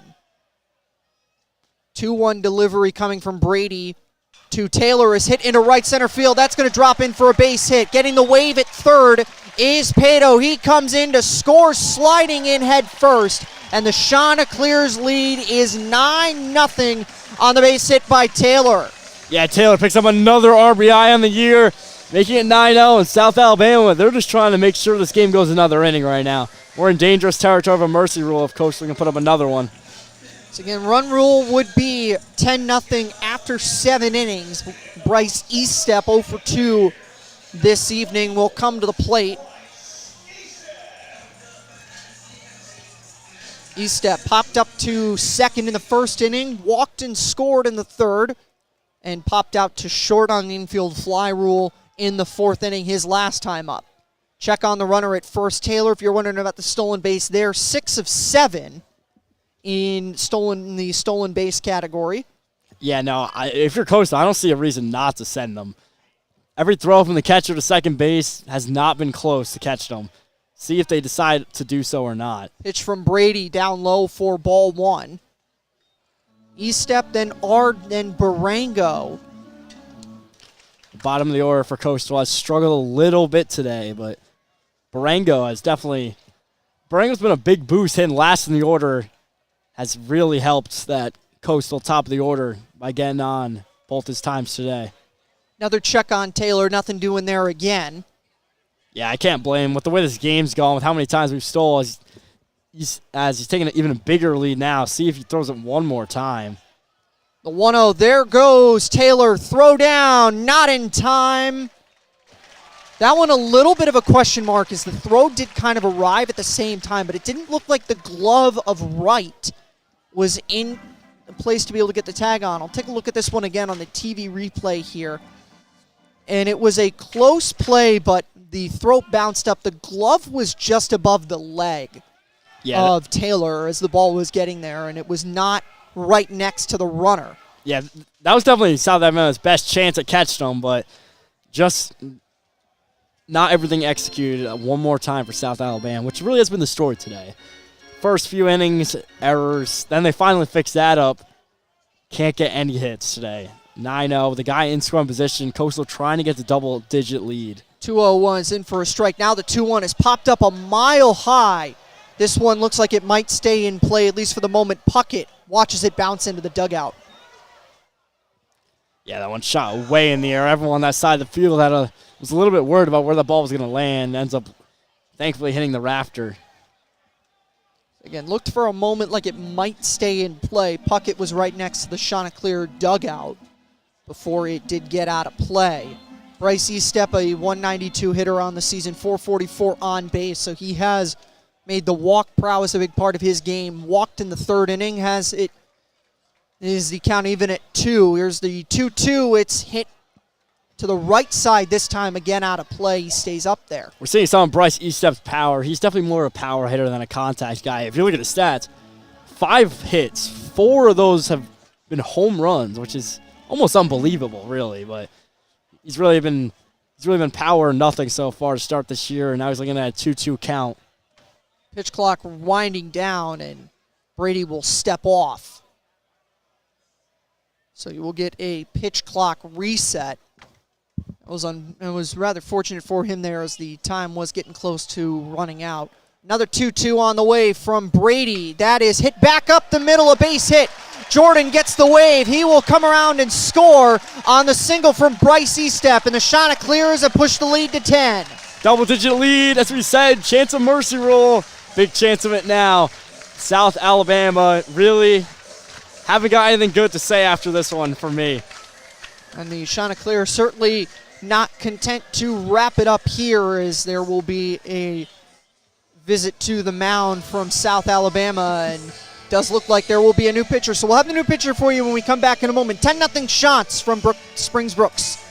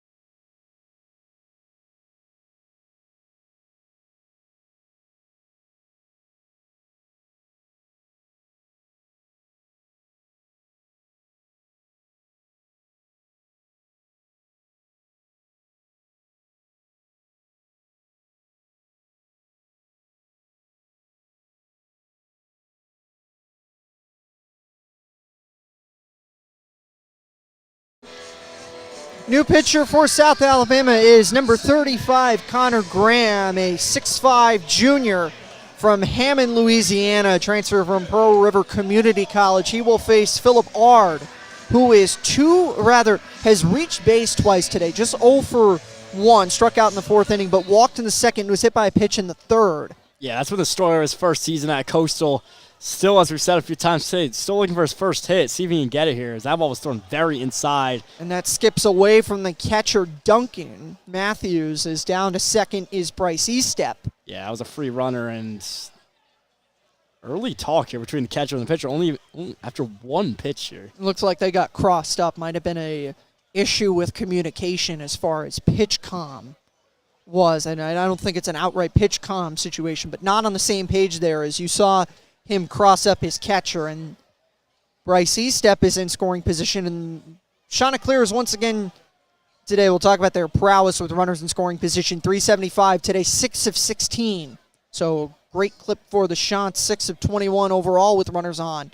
Umpires are having a bit talk here. I don't know what this conversation is about, but This is conversation with the grounds crew right now. So, again, for the moment, game is on hold. yeah, everyone is at home plate right now at the big meeting over there. Interested to see what the result of this will be, as a coastal coach is now coming out to talk. Something about groundskeeping. Whatever it was, it has been resolved. And we will play on here in the bottom of the 6th inning here at Springbrook Stadium.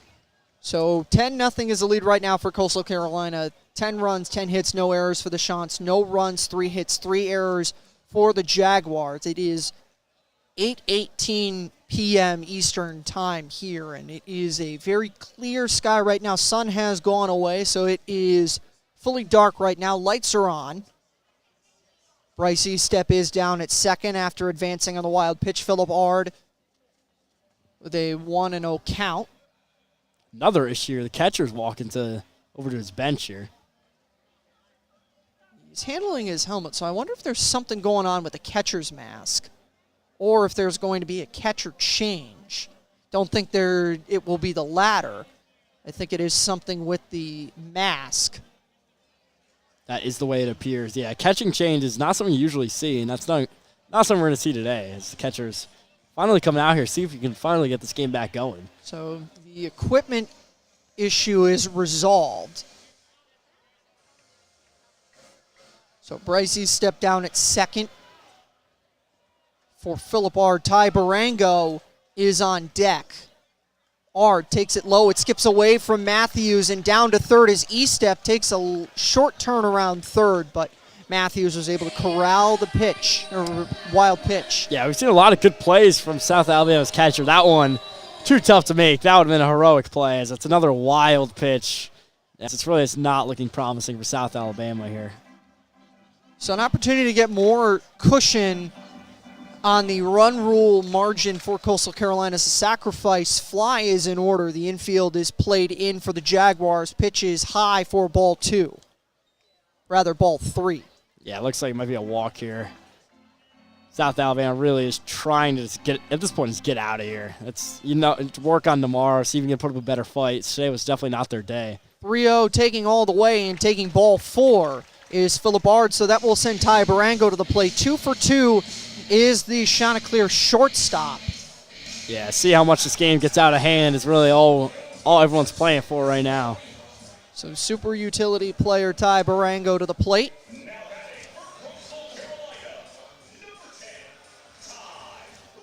Ty Barango, the redshirt senior from San Mateo, California, digs in. Dean Mijos is on deck. No, yeah, Ty Barango, great day today. Really has started a lot of these big rallies. That's another runner go. It's going to be uncontested. Ard takes the bag, and that was one that they were giving him as the infield was playing in, and heads-up baseball play by Philip Ard to know that South Alabama is basically conceding the bag at second and to take that. Pitch. Yeah. Philip Ard could have probably walked to second base if he wanted to there. They really let him have that one. So the 1-0 to Barango is ball 2. So quickly a hitter's count for Ty Barango with runners at second and third, 1 out. Barango takes low, ball 3. Yeah, looks like it could be another walk here potentially, which would make the bases loaded here. Still only 1 out here. Coastal Carolina run ruled 3 straight games against James Madison. The last home series at Springbrook Stadium. Barango wanted to toss the bat away. Home plate umpire Micah Holman says not so fast, calls it for a strike on the outside corner, 3-1. No, yeah, tough call there. I kind of agreed with him. I thought he was taking a base there, but getting him one more chance. 3-1 is on the outside corner again for strike 2, so Barango was content to take 2 strikes. And the count is full with one gone. Yeah, South Alabama really can't allow bases loaded here when you're already down 10-0. You really wanted to just get out of this inning and see if you could hit anything. 3-2, Barango fouls that one to the right side out of play. Yeah, Barango's making him work for here, staying alive. It's good to see. So action in the Chanticleer bullpen, so I would presume that Luke Jones's evening is finished. We will let you know who that is when we can. Another 3-2, swung on and missed by Barango, strike 3. Yeah, first time today. Didn't really perform when Coastal had guys on base, but it's going to be Dean Mijos now, really a guy who just so consistent for this Coastal team. You know what you're going to get. He's got speed, great contact hitter, great way to lead off your order for Coastal. And I believe it's Connor Kane who is warming up in the bullpen for the Chanticleers. That is at the moment who I think will get the top of the 7th inning as Dean Mijos comes to the plate, takes a pitch on the outside corner for strike 1. Connor Kane, a senior from Wilmington, North Carolina, transfer from UNC Wilmington. Team, the guy in second and third here. Definitely a chance to add up some more RBIs here if he can manage to do so. Mijos takes a strike 0-2. Yeah, it counts on his favor here. See if South Alabama can finally get out of an inning. Mijos 0 for 3 today. Trying to get his first hit. 0-2 is hit high in the air to left center field. That one could be trouble. And that is Oh, no. going to dive in front of Rhett Johnson. Johnson misjudged where the ball was going, and it fell in front of him. And 2 more runs come in to score. It is 12-0 Shants. Johnson in left field over there. Had a nightmare first inning, and that's another play he got called on and didn't make it. That ball, to be fair to him, it landed almost in the middle of the 3, but that's got to be his ball to make. As it makes it 12-0, as you said, with Blake Barthel, with a guy on second trying to add even more here. I thought there was no way that ball would drop, and I kind of gave up on the play, and Johnson had to make up too much ground, and Ethan Melton in center field wasn't ready to converge and take charge, take that play, and ball drops in. Blake Barthel to the plate now with Mijos at second. Barthel fouls it to the left side out of play. No, yeah, it's a problem of communication. We've seen it multiple times today. Communication in that South Alabama outfield has really been a problem, and it's another play where they got to figure out whose ball that is, and that guy's got to make a play on it.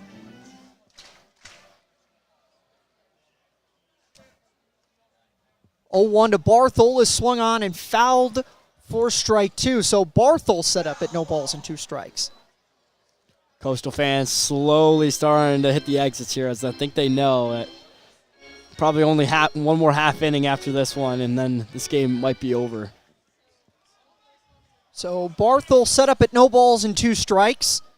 Pitch comes in. Barthel hits that one into left center field again. This one easy for Johnson. Corrals under it, and he makes the catch, and that ends the inning. 4 more runs come in to score. The Chanticleers lead 12-0 after 6 full from Brooks Stadium.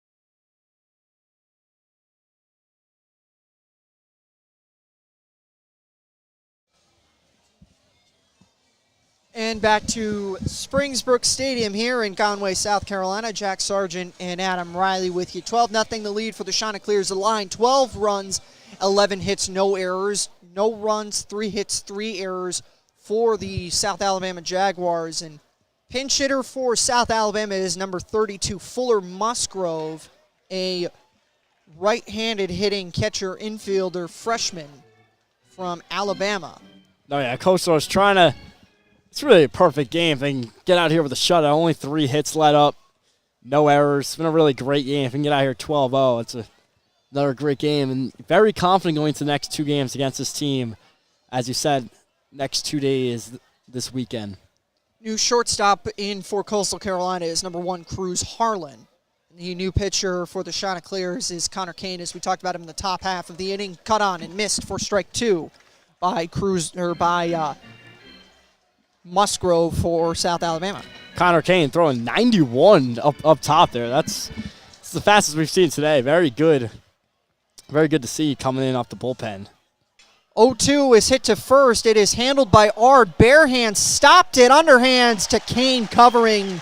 Great play there as Ard lost his footing as he went to glove the ball and then had to stop it with his bare hand and underhanded it off to Kane. Great play there. It looks like the first base umpire might have just gone his way, causing him to slip, and still makes the play, finding the pitcher, Connor Kane, to make the play. It's going to be the first out of the top of the 7th inning. Brady Piccarelli, number 8, will be the second pinch hitter for the Jaguars, a sophomore from Eureka, Missouri, transfer from the University of, as the Missouri native stands in against Kane. No, yeah, both teams definitely loading up the bench here as they see this one coming to an end very shortly, as the first pitch is going to be low for a ball. So ball 1 to Piccarelli. Piccarelli on the season for the Jaguars. It is his 3rd at-bat of the season. Has not reached for a hit, in for a strike on the 1-0. That's 1-1. Yeah, 89, just some low fastball there from Connor Kane, making a 1-1 count here against Brady Piccarelli. Piccarelli has walked twice and been hit by a pitch for the 3 times he's reached this season. The 1-1 is on the outside for inside part for ball 2. Yeah, just inside there. As you said, only 3rd at-bat of the year. Definitely South Alabama might be conceding this one already, even though we're in the 7th inning. Just looking forward to trying to rest their guys till tomorrow. 2-1 delivery is swung on and missed for strike 2, and Piccarelli set up at 2-2. Yeah, Connor Kane, just fastball. Again, he really doesn't look like he's concerned about anyone catching up to it. Hitting 90 miles per hour there, catching the right side of the zone. So another 2-2 about to come from Connor Kane. 2-2 high to fill the count. Yeah, Coastal fans wanted to strike, and now I think it was a little bit high. I'm going to agree with the ump on that one. It's going to be a full count here, seeing if Connor Kane can get out of here. So after Piccarelli, on deck is number 29, Nick Richardson, left-hand hitting outfielder. 3-2, swung on and popped up, out. A step on the grass as Blake Bartholey makes the catch. One more out, and this game should be over if we have the mercy rules correct, which I believe we do. So the run rule, again, 10 or more runs after 7 innings, and it is in play right now as Nick Richardson is the hitter for South Alabama, left-hand hitting freshman outfielder from Oxford, Alabama. Yeah, he's trying to keep this game alive here. Just strike out, gets out here. That's going to do it here. 4 official at-bats on the season for Richardson, 2 hits. First pitch is in for a strike for the freshman. Both of those hits were singles, has driven in 2 runs as well. 2 walks as the pitch is on the outside for ball 1. Yeah, 1-1 count here to start. Nick Richardson on the season, 2 hits, with both ended up getting an RBI. Has not hit a home run this year, but very limited play time for him. See if he can get a hit here. 1-1 is down low for ball 2. 2-1 count here, 89 miles per hour. A little bit low, a little bit inside there from Connor Kane. 2-1 delivery about to come from Kane. Barthel, a step on the grass. And that is upstairs, 3-1. Yeah, counts in his favor now. Richardson see if he can just get on the base to keep this game going. Barthel and Harlan both a step on the grass at second and short. Mitchell and R deep at third and first. 3-1 is in for a strike. 3-2 is the count with 2 outs. Full count here. Connor Kane got the game in his hands. Send everyone home here. If Kane were to reach, it would be Robert Miranda, who is on deck to pinch hit for the top of the order. 3-2, ball 4. Yeah, really is high there. Never had a chance. This game will continue here. So now it will be number 9, Robert Miranda, a senior from Alabama. 6'2", rather 5'10", right-hand hitter this time. Miranda this season has been to the plate 11 times, 3 hits for a .273 average. Yeah, guy at first here. If I'm South Alabama, I'm stealing them. Just might as well try to get a guy in scoring position, but that ball's hit well. That's hit deep into left center field. Back at the wall. It is gone. A pinch hit home run for Robert Miranda, and this game is not quite finished as South Alabama grabs a pair in the top of the 7th to trim the lead to 10. Wow, that was really just out of nowhere. I did not see that coming. That ball was just bombed straight off the bat. South Alabama, first really time of the game that had any good contact, and that ball sails out of the park. Interesting change of pace here. South Alabama bench, a little bit of momentum over there. Maybe they're regretting going basically full bench here. Maybe they want to keep this game alive for another inning or two. Second career home run for Robert Miranda. Had 1 home run last year. And the hitter, it will now be Nathan Wood. number 28, Nathan Wood. So another pinch hitter. South Alabama doing the job to try to empty the bench as the pitch comes in, and that's hit into right field. Watson giving chase along with Ard and Barthel. That is just out of range of Ard. Yeah, they got 3 guys sprinting after that one. Ball just goes over. No one had a good chance at it, as the kids all got their hands on that one. And that was into foul territory, so it's strike 1 on the pinch hitter, Nathan Wood. Nathan Wood, a redshirt senior from Pacific Grove, California. Count's going to be 0-1 to him with 2 outs here, trying to keep this game alive once again. Coastal Carolina looking for their 4th consecutive run rule conference game at home at Brooks Stadium. And check that 4th consecutive run rule game at home, period, as that's chopped into the dirt. Foul, and he is set up. Wood is at no balls and 2 strikes. They were all conference games, but it would be 4 straight run rule victories if Coastal is able to hold on to this 12-2 lead, which ironically enough was the score of the opening game against JMU on Friday, March 20th. 12-2 against the Dukes. Coastal Carolina a strike away from making it 12-2 against the Jags as King set for the 0-2 to Wood. Kicks and fires. The 0-2 is chopped to third. Mitchell waits on it. Throws across the diamond in time, and the Chanticleers win this one 12-2. A little bit of scare from South Alabama. Wasn't enough. Just 2 runs. They needed 1 more to continue this one.